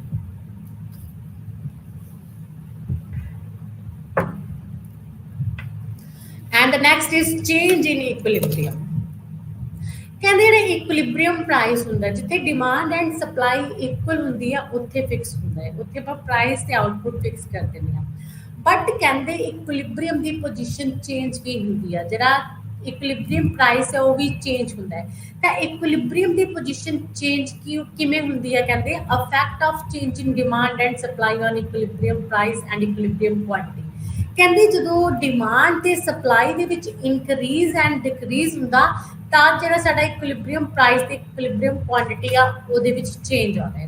ਤਾਂ ਟੂ ਰੀਜ਼ਨਸ ਨੇ ਪ੍ਰਾਈਸ ਤੇ ਚੇਂਜ ਹੋਣ ਦੇ। ਤਾਂ ਫਰਸਟ ਇਸ ਮੰਗ ਵਿੱਚ ਪਰਿਵਰਤਨ ਦਾ ਕੀਮਤ ਤੇ ਪ੍ਰਭਾਵ, effect of change in demand on price. Second ਹੈ ਪੂਰਤੀ ਵਿੱਚ ਪਰਿਵਰਤਨ ਦਾ ਕੀਮਤ ਤੇ ਪ੍ਰਭਾਵ, effect of change in supply on price, ਕਿ ਜਦੋਂ ਡਿਮਾਂਡ ਤੇ ਸਪਲਾਈ ਹੈ ਜਿਹੜੀ ਉਹ ਇਨਕਰੀਜ਼ ਡਿਕਰੀਜ਼ ਹੁੰਦੇ ਨੇ ਤਦ ਆਪਣੀ ਜਿਹੜੀ ਪ੍ਰਾਈਸ ਉਹ ਵੀ ਕੀ ਹੁੰਦੀ ਆ ਚੇਂਜ ਹੁੰਦੀ ਆ। ਤਾਂ first is effect of change in demand on prices. ਜਦੋਂ ਕਹਿੰਦੇ ਡਿਮਾਂਡ ਚੇਂਜ ਹੁੰਦੀ ਆ ਤਾਂ ਉਹਦੇ ਨਾਲ ਆਪਣੀ ਇਕੁਇਲਿਬਰੀਅਮ ਪ੍ਰਾਈਸ ਤੇ ਕੁਆਂਟੀਟੀ ਤੇ ਕੀ ਇਫੈਕਟ ਪਏਗਾ। ਤਾਂ ਤੁਸੀਂ ਇਸ ਤੇ ਡਾਇਗਰਾਮ ਦੇ ਵਿੱਚ ਦੇਖ ਸਕਦੇ ਹੋ। ਕਹਿੰਦੇ ਸਪਲਾਈ ਰਿਮੇਨਿੰਗ ਅਨਚੇਂਜ, ਜਦ ਕਹਿੰਦੇ ਸਪਲਾਈ ਦੇ ਵਿੱਚ ਕਿਸੇ ਵੀ ਤਰ੍ਹਾਂ ਦਾ ਚੇਂਜ ਨਹੀਂ ਹੈਗਾ। ਇਫ ਡਿਮਾਂਡ ਇਨਕਰੀਜ਼ਸ, ਜੇ ਡਿਮਾਂਡ ਇਨਕਰੀਜ਼ ਹੋ ਜਾਂਦੀ ਆ ਤਾਂ ਪ੍ਰਾਈਸ ਇਨਕਰੀਜ਼ ਹੋਏਗੀ, ਜਦੋਂ ਡਿਮਾਂਡ ਡਿਕਰੀਜ਼ ਹੋ ਜਾਂਦੀ ਆ ਤਾਂ ਪ੍ਰਾਈਸਿਸ ਡਿਕਰੀਜ਼ ਹੋਣਗੀਆਂ। ਆਪਾਂ ਅਦਰ ਵਰਡਸ ਦੇ ਵਿੱਚ ਕਹਿ ਸਕਦੇ ਹਾਂ ਪ੍ਰਾਈਸਿਸ ਵੈਰੀਜ਼ ਵਿਦ ਡਿਮਾਂਡ। ਕਹਿੰਦੇ ਪ੍ਰਾਈਸਿਸ ਡਿਮਾਂਡ ਦੇ ਵਿੱਚ ਚੇਂਜ ਹੋਣ ਦੇ ਨਾਲ ਕੀ ਹੋਏਗਾ, ਚੇਂਜ ਹੋਏਗਾ। ਤਾਂ ਤੁਸੀਂ ਦੇਖ ਸਕਦੇ ਹੋ ਇਸ ਡਾਇਗਰਾਮ ਦੇ ਵਿੱਚ ਉਹ ਐਕਸ ਅਕਸ਼ ਤੇ ਕੁਆਂਟੀਟੀ ਦਿਖਾਈ ਹੈ ਆਪਾਂ ਨੂੰ, ओ वाई पे प्राइस दिखा है अपन S S is a supply curve and D D is a demand curve, जो नेगेटिव रिलेशनशिप दस रहे हैं and supply positive relationship in the price and quantity. ਤਾਂ ਫਸਟਲੀ ਇਨੀਸ਼ੀਅਲ ਜਿੱਥੇ ਐਸ ਐਸ ਤੇ ਡੀ ਡੀ ਕਰਵ ਇੱਕ ਦੂਸਰੇ ਨੂੰ ਕੱਟ ਰਹੇ ਨੇ that point is a E, then E is a equilibrium point ਜਿੱਥੇ ਕਹਿੰਦੇ ਪ੍ਰਾਈਸ ਕਿੰਨਾ ਫਿਕਸ ਹੋਇਆ ਹੈ perfect competition they which OP and quantity कितनी फिक्स हुई आ OQ। अगर कहते प्राइसिस की हो जाता है डिमांड इनक्रीज हो जाती है, अचानक ही डिमांड इनक्रीज होगी, कई रीजनस हो सकते हैं, पॉपुलेशन इनक्रीज होगी या फिर other reasons fashion and change taste change हो गया, ठीक है। तब कहते डिमांड इनक्रीज होके DD तो DD1 होगी, डिमांड कर्व राइटवर्ड शिफ्ट होगी, जो डिमांड के विच इंक्रीज दस रही है DD to D1 D1, DD दे पैरेलल लाइन अपवर्ड शिफ्ट हुई है अपनी डिमांड कर्व, जो डिमांड के विच इंक्रीज दस रही है डिमांड बढ़ के डिमांड कर्व शिफ्ट होगी राइट साइड D1 D1। तब कहते एस कर्व नू एक न्यू पॉइंट ते कट कर रही है दैट इज द E1। तो जिथे D1 demand curve SS curve नू कट कर रही है that point is the E1। E1 is a new equilibrium point जो सानू की दसदा है कि डिमांड ਵਧਣ ਦੇ ਨਾਲ ਪ੍ਰਾਈਸ ਦੇ ਵਿੱਚ ਵੀ ਇਨਕਰੀਜ਼ ਹੋਇਆ ਤੇ ਕੁਆਂਟੀਟੀ ਵੀ ਇਨਕਰੀਜ਼ ਹੋਈ। ਪ੍ਰਾਈਸ ਇਨਕਰੀਜ਼ ਹੋ ਗਏ P ਤੋਂ P1 ਹੋਗੀ ਐਂਡ डिमांड भी इंक्रीज होके Q तो Q1 इंक्रीज, ठीक है। एंड दूसरी तरफ अगर कहते डिमांड के विच डिक्रीज हो जाए when demand curve decreases takes from D to D2। अगर डिमांड डिक्रीज हो जाती है तो डिमांड कर्व डाउनवर्ड शिफ्ट होती है D2 is a new demand curve. It interacts a supply curve ਨੂੰ ਕਿੱਥੇ ਕੱਟ ਰਹੀ ਹੈ E2 point ਤੇ ਕੱਟ ਰਹੀ ਹੈ then E2 point which is a new equilibrium point the new equilibrium price कितना है अपना OPT ठीक है and demand decreases demand भी decrease होके कितनी हो जाती है Q तो Q2 हो जाती है Q1 तो Q2 हो जाती है ਤੇ ਇਹਦੇ ਵਿੱਚ ਕੀ ਆ ਡਿਮਾਂਡ ਡਿਕਰੀਜ਼ ਹੋਣ ਦੇ ਨਾਲ ਕੀ ਆ ਆਪਣੀ ਜਿਹੜੀ ਪ੍ਰਾਈਸ ਹੈ ਉਹ ਵੀ ਡਿਕਰੀਜ਼ ਹੋ ਜਾਏਗੀ P ਤੋਂ P2 ਹੋ ਜਾਏਗੀ ਐਂਡ ਕੁਆਂਟੀਟੀ ਵੀ ਡਿਕਰੀਜ਼ ਹੋ ਕੇ Q ਤੋਂ Q2 ਹੋ ਜਾਏਗੀ this is the effect of demand on prices ਕਿ ਡਿਮਾਂਡ ਦੇ ਵਿੱਚ ਇਨਕਰੀਜ਼ ਡਿਕਰੀਜ਼ ਹੋਣ ਦੇ ਨਾਲ ਸਾਡੀ ਜਿਹੜੀ ਪ੍ਰਾਈਸ ਉਹ ਵੀ ਕੀ ਹੋਏਗੀ ਅਫੈਕਟ ਹੋਏਗੀ डिमांड इंक्रीज होने नाल prices increase and demand decrease होने नाल प्राइसेस डिक्रीज लेकिन सप्लाई कांस्टेंट है सप्लाई दे विच किसी भी तरह का कोई भी चेंज नहीं है and the next is affect of change in supply on prices कहंदे अगर सप्लाई दे विच चेंज होवे तां सप्लाई चेंज होने दे नाल साडी प्राइस ते की अफेक्ट पएगा ਤਾਂ ਤੁਸੀਂ ਦੇਖ ਸਕਦੇ ਹੋ ਡਿਮਾਂਡ ਰਿਮੇਨਿੰਗ ਅਨਚੇਂਜਡ ਇਹਦੇ ਵਿੱਚ ਕਹਿੰਦੇ ਡਿਮਾਂਡ ਕਾਂਸਟੈਂਟ ਹੈ ਡਿਮਾਂਡ ਦੇ ਵਿੱਚ ਕਿਸੇ ਵੀ ਤਰ੍ਹਾਂ ਦਾ ਕੋਈ ਵੀ ਚੇਂਜ ਨਹੀਂਗਾ ਇਫ ਸਪਲਾਈ ਇਨਕਰੀਜ਼ਸ ਜੇ ਕਹਿੰਦੇ ਸਪਲਾਈ ਇਨਕਰੀਜ਼ ਹੋ ਜਵੇ ਤਾਂ ਪ੍ਰਾਈਸਿਸ ਫਾਲ ਹੋ ਜਾਂਦੀਆਂ ਨੇ ਪ੍ਰਾਈਸਿਸ ਡਿਕਰੀਜ਼ ਹੋ ਜਾਂਦੀਆਂ ਨੇ ਅਗਰ ਕਹਿੰਦੇ ਸਪਲਾਈ ਡਿਕਰੀਜ਼ ਹੋ ਜਵੇ ਵੀ ਸ਼ਾਰਟੇਜ ਹੋ ਜਵੇ ਤਦ ਪ੍ਰਾਈਸਿਸ ਹਾਈ ਹੋ ਜਾਂਦੀਆਂ ਨੇ ਤਦ ਪ੍ਰਾਈਸਿਸ ਇਨਕਰੀਜ਼ ਹੋ ਜਾਂਦੀਆਂ ਨੇ ਕਹਿੰਦੇ ਇੱਥੇ ਕੀ ਆ ਸਪਲਾਈ ਇਨਕਰੀਜ਼ ਹੋਣ ਦੇ ਨਾਲ prices decrease and supply decrease ਹੋਣ ਦੇ ਨਾਲ ਪ੍ਰਾਈਸਿਸ ਇਨਕਰੀਜ਼ ਜਿਵੇਂ ਕਿ ਤੁਸੀਂ ਇਸ ਡਾਇਗਰਾਮ ਦੇ ਵਿੱਚ ਦੇਖ ਸਕਦੇ ਹੋ OX ਅਕਸ਼ ਤੇ ਕੁਆਂਟੀਟੀ ਦਿਖਾਈ ਹੋਈ ਹੈ ਐਂਡ OY ਤੇ ਪ੍ਰਾਈਸ ਦਿਖਾਈ ਹੋਈ ਹੈ SS is the initial supply curve and DD is the demand curve ਦੋਨੇ ਇੱਕ ਦੂਸਰੇ ਨੂੰ E ਪੁਆਇੰਟ ਤੇ ਇੰਟਰਸੈਕਟ ਕਰ ਰਹੇ ਨੇ then E is the equilibrium point ਜਿੱਥੇ ਕਹਿੰਦੇ OP ਪ੍ਰਾਈਸ ਫਿਕਸ ਕੀਤਾ ਗਿਆ ਹੈ ਤੇ OQ ਕੁਆਂਟੀਟੀ ਫਿਕਸ ਕੀਤੀ ਹੋਈ ਆ ਅਗਰ ਕਹਿੰਦੇ ਸਪਲਾਈ ਦੇ ਵਿੱਚ ਇਨਕਰੀਜ਼ ਹੋ ਜਾਂਦਾ ਹੈ ਸਪਲਾਈ ਦੇ ਵਿੱਚ ਇਨਕਰੀਜ਼ ਹੋਣ ਦੇ ਨਾਲ ਨਿਊ ਸਪਲਾਈ ਕਰਵ ਬਣਦੀ ਆ ਸਪਲਾਈ ਕਰਵ ਰਾਈਟਵਰਡ ਸ਼ਿਫਟ ਹੁੰਦੀ ਆ S2 is a new supply curve ਜੋ ਆਪਾਂ ਨੂੰ ਇਨਕਰੀਜ਼ ਇਨ ਸਪਲਾਈ ਦਿਖਾ ਰਹੀ ਹੈ ਤਾਂ ਸਪਲਾਈ ਦੇ ਵਿੱਚ ਇਨਕਰੀਜ਼ ਹੋਣ ਦੇ ਨਾਲ ਸਪਲਾਈ ਕਰਵ ਡਿਮਾਂਡ ਕਰਵ ਨੂੰ ਨਿਊ ਪੁਆਇੰਟ ਤੇ ਇੰਟਰਸੈਕਟ ਕਰਦੀ ਹੈ that is a E2 point E2 point is a new equilibrium point ਜੋ ਕਿ ਸ਼ੋ ਕਰਦਾ ਹੈ ਕਿ ਸਪਲਾਈ ਵਧਣ ਦੇ ਨਾਲ ਪ੍ਰਾਈਸਿਸ ਦੇ ਵਿੱਚ ਡਿਕਰੀਜ਼ ਹੋ ਕੇ P ਤੋਂ P2 ਹੋ ਗਿਆ ਪ੍ਰਾਈਸਿਸ ਐਂਡ ਕੁਆਂਟੀਟੀ ਦੇ ਵਿੱਚ ਕੀ ਹੈ ਇਨਕਰੀਜ਼ ਹੋ ਕੇ Q ਤੋਂ Q2 ਹੋ ਗਿਆ ਸਪਲਾਈ ਦੇ ਵਿੱਚ ਇਨਕਰੀਜ਼ ਕਿੰਨਾ ਹੋਇਆ ਹੈ Q ਤੋਂ Q2 ਐਂਡ ਪ੍ਰਾਈਸਿਸ ਦੇ ਵਿੱਚ ਡਿਕਰੀਜ਼ ਕਿੰਨਾ ਹੋਇਆ ਹੈ P ਤੋਂ P2 this is E2 is a new equilibrium point ਜੋ ਇਨਕਰੀਜ਼ ਇਨ ਸਪਲਾਈ ਦਿਖਾ ਰਿਹਾ ਹੈ ਐਂਡ ਅਗਰ ਸਪਲਾਈ ਦੇ ਵਿੱਚ ਡਿਕਰੀਜ਼ ਹੋ ਜਾਵੇ ਤਾਂ ਸਪਲਾਈ ਕਰਵ ਕੀ ਆ ਲੈਫਟਵਰਡ ਸ਼ਿਫਟ ਹੋ ਜਾਏਗੀ S1 is a new supply curve जो डिमांड कर्व ਨੂੰ E1 ਪੁਆਇੰਟ ਤੇ ਕੱਟ ਕਰ ਰਹੀ ਹੈ E1 is a new equilibrium point ਜੋ ਸਾਨੂੰ ਕੀ ਸ਼ੋ ਕਰ ਰਿਹਾ ਹੈ ਕਿ ਸਪਲਾਈ ਦੇ ਵਿੱਚ ਡਿਕਰੀਜ਼ ਹੋਣ ਦੇ ਨਾਲ ਪ੍ਰਾਈਸਿਸ ਦੇ ਵਿੱਚ ਇਨਕਰੀਜ਼ ਹੋਇਆ ਹੈ ਪ੍ਰਾਈਸਿਸ ਇਨਕਰੀਜ਼ ਹੋ ਕੇ P1 ਹੋ ਗਈਆਂ ਨੇ ਐਂਡ ਕੁਆਂਟੀਟੀ ਇਨਕਰੀਜ਼ ਡਿਕਰੀਜ਼ ਹੋ ਕੇ ਸਪਲਾਈ ਡਿਕਰੀਜ਼ ਹੋ ਕੇ Q1 ਹੋ ਗਈ ਹੈ ਜਿਵੇਂ ਕਿ ਸਪਲਾਈ ਡਿਕਰੀਜ਼ ਹੋਈ Q ਤੋਂ Q1 ਐਂਡ ਪ੍ਰਾਈਸਿਸ ਇਨਕਰੀਜ਼ ਹੋ ਗਈਆਂ P ਤੋਂ P1 ਤਾਂ ਸਪਲਾਈ ਦੇ ਵਿੱਚ ਡਿਕਰੀਜ਼ ਹੋਣ ਦੇ ਨਾਲ ਪ੍ਰਾਈਸਿਸ ਕੀ ਹੋਣਗੇ ਇਨਕਰੀਜ਼ ਹੋਣਗੀਆਂ ਸਪਲਾਈਸਿਸ ਦੇ ਵਿੱਚ ਇਨਕਰੀਜ਼ ਹੋਣ ਦੇ ਨਾਲ ਪ੍ਰਾਈਸਿਸ ਡਿਕਰੀਜ਼ ਹੋਣਗੀਆਂ this is the effect on price through supply ठीक है this is the relationship between the supply and price and the next is influence of time on price determination ਕਹਿੰਦੇ ਜਿਹੜਾ ਆਪਣਾ ਪ੍ਰਾਈਸ ਹੈ ਉਹਦੇ ਤੇ ਜਿਹੜਾ ਆਪਣਾ ਟਾਈਮ ਹੈ ਉਹਦਾ ਵੀ ਇਨਫਲੂਐਂਸ ਕਰਦਾ ਹੈ ਕਹਿੰਦੇ ਟਾਈਮ ਨੂੰ ਵੀ ਜਿਹੜਾ ਆਪਣਾ ਪ੍ਰਾਈਸ ਨੂੰ ਟਾਈਮ ਵੀ ਅਫੈਕਟ ਕਰਦਾ ਹੈ ਕਹਿੰਦੇ ਜਿਵੇਂ ਕਿ ਆਪਾਂ ਨੇ ਡਿਸਕਸ਼ਨ ਹੀ ਕੀਤੀ ਸੀਗੀ ਕਿ ਡਿਮਾਂਡ ਇਕੁਅਲ ਟੂ ਸਪਲਾਈ ਹੈ ਜਿੱਥੇ ਉੱਥੇ ਜਿਹੜਾ ਆਪਣਾ ਪ੍ਰਾਈਸ ਹੈ ਉਹ ਕੀ ਹੁੰਦਾ ਫਿਕਸ ਕੀਤਾ ਜਾਂਦਾ ਹੈ ਕਹਿੰਦੇ ਆਰ ਐਕਸਪੀਰੀਅੰਸ ਕੀ ਆ ਕਹਿੰਦੇ ਜਿਵੇਂ ਕਿ ਵੀਟ ਹੈ ਮਾਰਕੀਟ ਦੇ ਵਿੱਚ supply of wheat becomes constant but price of wheat either rises or fall ਤਾਂ ਆਪਾਂ ਇਹ ਮੰਨ ਲੈਂਦੇ ਹਾਂ ਕਿ ਵੀਟ ਹੈ ਜਿਹੜੀ ਉਹ 6 ਮੰਥ ਦੇ ਬਾਅਦ ਮਾਰਕੀਟ ਦੇ ਵਿੱਚ ਆਉਂਦੀ ਹੈ ਇਹਨਾਂ ਦੀ ਸਪਲਾਈ ਕਨਸਟੈਂਟ ਹੁੰਦੀ ਹੈ ਲੇਕਿਨ ਫਿਰ ਵੀ ਸਪਲਾਈ ਕਨਸਟੈਂਟ ਰਹਿੰਦੇ ਹੋਏ ਵੀ ਜਿਹੜੀ ਵੀਟ ਦਾ ਪ੍ਰਾਈਸਿਸ ਆ ਉਹ ਚੇਂਜ ਹੁੰਦਾ ਹੈ ਵੀਟ ਦਾ ਪ੍ਰਾਈਸਿਸ ਇਨਕਰੀਜ਼ ਡਿਕਰੀਜ਼ ਹੁੰਦਾ ਹੈ ਕਹਿੰਦੇ ਚੇਂਜ ਇਨ ਪ੍ਰਾਈਸਿਸ ਤੇ change in demand of wheat supply being fixed, ਕਹਿੰਦੇ ਸਪਲਾਈ ਫਿਕਸ ਰਹਿੰਦੀ ਆ, means the price of wheat has been influence more by demand. Supply fix ਹੈ, ਸਪਲਾਈ ਦੇ ਵਿੱਚ ਇਨਕਰੀਜ਼ ਡਿਕਰੀਜ਼ ਨਹੀਂ ਹੋਇਆ, ਲੇਕਿਨ ਡਿਮਾਂਡ ਦੇ ਵਿੱਚ ਇਨਕਰੀਜ਼ ਡਿਕਰੀਜ਼ ਹੋਇਆ। ਤਾਂ ਡਿਮਾਂਡ ਦੇ ਵਿੱਚ ਇਨਕਰੀਜ਼ ਡਿਕਰੀਜ਼ ਹੋਣ ਦੇ ਨਾਲ ਮੰਨ ਲਓ ਕਿ ਆਪਣੀ ਜਿਹੜੀ wheat ਦੀ ਪ੍ਰਾਈਸਿਸ ਆ ਬਹੁਤ ਜ਼ਿਆਦਾ ਘਟਦੀ ਵੱਧਦੀ ਹੈ, ਤਾਂ ਆਪਾਂ ਕਹਿ ਸਕਦੇ ਹਾਂ ਕਿ ਜਿਹੜਾ ਆਪਣਾ ਜ਼ਿਆਦਾ ਫੈਕਟ ਹੈ ਸਪਲਾਈ ਦੇ ਨਾਲ ਉਹ ਡਿਮਾਂਡ ਦਾ ਹੈ। ਲੇਕਿਨ ਕਹਿੰਦੇ ਮਾਰਕੀਟ ਦੇ ਵਿੱਚ ਕਹਿੰਦੇ ਲੌਂਗ ਰਨ ਦੇ ਵਿੱਚ ਜਿਹੜੀ ਆਪਣੀ ਡਿਮਾਂਡ ਐਂਡ ਸਪਲਾਈ ਹੈ ਤੇ ਉਹਦੇ ਵਿੱਚ ਚੇਂਜ ਹੋਣ ਦੇ ਨਾਲ ਕਹਿੰਦੇ ਆਟੋਮੈਟਿਕਲੀ ਪ੍ਰਾਈਸ ਹੈ ਜਿਹੜਾ ਇਕੁਇਲਿਬਰੀਅਮ ਪ੍ਰਾਈਸ ਫਿਕਸ ਹੋ ਜਾਏਗਾ, ਠੀਕ ਹੈ। ਤੇ ਡਿਮਾਂਡ ਤੇ ਜਿਹੜਾ ਆਪਣਾ ਸਪਲਾਈ ਦਾ ਇਫੈਕਟ ਆ ਉਹ ਘਟ ਜਾਏਗਾ। ਕਹਿੰਦੇ ਤਦ ਨੇ ਮਾਰਸ਼ਲ ਨੇ ਕੀ ਕੀਤਾ ਹੈ ਆਪਣਾ ਪ੍ਰਾਈਸ ਡਿਟਰਮੀਨੇਸ਼ਨ ਨੂੰ ਸਮਝਾਉਣ ਦੇ ਲਈ ਕਿ ਇੰਪੋਰਟੈਂਟ ਐਲੀਮੈਂਟ ਹੈ, ठीक है। टाइम पीरियड ਦੇ ਵਿੱਚ according to him shorter of period greater will be the influence of demand on price. ਕਹਿੰਦੀ ਜਦੋਂ ਸ਼ਾਰਟ ਪੀਰੀਅਡ ਹੁੰਦਾ ਹੈ ਤਾਂ ਕਹਿੰਦੀ ਜ਼ਿਆਦਾ ਜਿਹੜਾ ਪ੍ਰਾਈਸ ਦੇ ਵਿੱਚ ਚੇਂਜ ਹੋਣ ਦਾ ਰੀਜ਼ਨ ਹੁੰਦਾ ਉਹ ਕੀ ਹੁੰਦੀ ਹੈ, ਡਿਮਾਂਡ ਹੁੰਦੀ ਆ। ਕਿਉਂਕਿ ਆਪਾਂ ਸ਼ਾਰਟ ਰਨ ਦੇ ਵਿੱਚ ਡਿਮਾਂਡ ਨੂੰ ਜ਼ਿਆਦਾ ਸਪਲਾਈ ਨੂੰ ਜ਼ਿਆਦਾ ਇਨਕਰੀਜ਼ ਨਹੀਂ ਕਰ ਸਕਦੇ, ਕਿ ਸ਼ਾਰਟ ਪੀਰੀਅਡ ਦੇ ਵਿੱਚ ਕੁਝ ਜਿਹੜੇ ਵੇਰੀਏਬਲਸ ਨੇ ਫਿਕਸ ਹੁੰਦੇ ਨੇ, ਕੁਝ ਜਿਹੜੇ ਹੁੰਦੇ ਨੇ ਆਪਣੇ ਫੈਕਟਰਸ ਆਫ ਪ੍ਰੋਡਕਸ਼ਨਸ ਵੇਰੀਏਬਲ ਹੁੰਦੇ ਨੇ। ਆਪਾਂ ਸਿਰਫ ਵੇਰੀਏਬਲਸ ਫੈਕਟਰਸ ਦੀ ਹੈਲਪ ਦੇ ਨਾਲ ਹੀ ਆਪਣੀ ਪ੍ਰੋਡਕਸ਼ਨ ਨੂੰ ਇਨਕਰੀਜ਼ ਕਰ ਸਕਦੇ ਹਾਂ। ਮਤਲਬ ਜਿੰਨੀ ਡਿਮਾਂਡ ਇਨਕਰੀਜ਼ ਹੁੰਦੀ ਆ ਆਪਾਂ ਉਨੀ ਸਪਲਾਈ ਇਨਕਰੀਜ਼ ਨਹੀਂ ਕਰ ਸਕਦੇ, ਤਾਂ ਪ੍ਰਾਈਸਿਸ ਆਪਣੇ ਕੀ ਹੋ ਜਾਂਦੀਆਂ ਨੇ। 11 ਵਜੇ 400 ਰਸਗੁੱਲੇ ਚਾਹੀਦੇ ਨੇ, 200 ਰਸਗੁੱਲਿਆਂ ਦਾ ਹੋਰ ਆਰਡਰ ਆ ਗਿਆ, ਤਾਂ 1 ਘੰਟੇ ਦੇ ਵਿੱਚ ਮੈਂ ਇੱਕਦਮ ਵੈਰੀ ਸ਼ਾਰਟ ਟਾਈਮ ਪੀਰੀਅਡ ਦੇ ਵਿੱਚ ਸਪਲਾਈ ਇਨਕਰੀਜ਼ ਨਹੀਂ ਕਰ ਸਕਦਾ ਹੈ।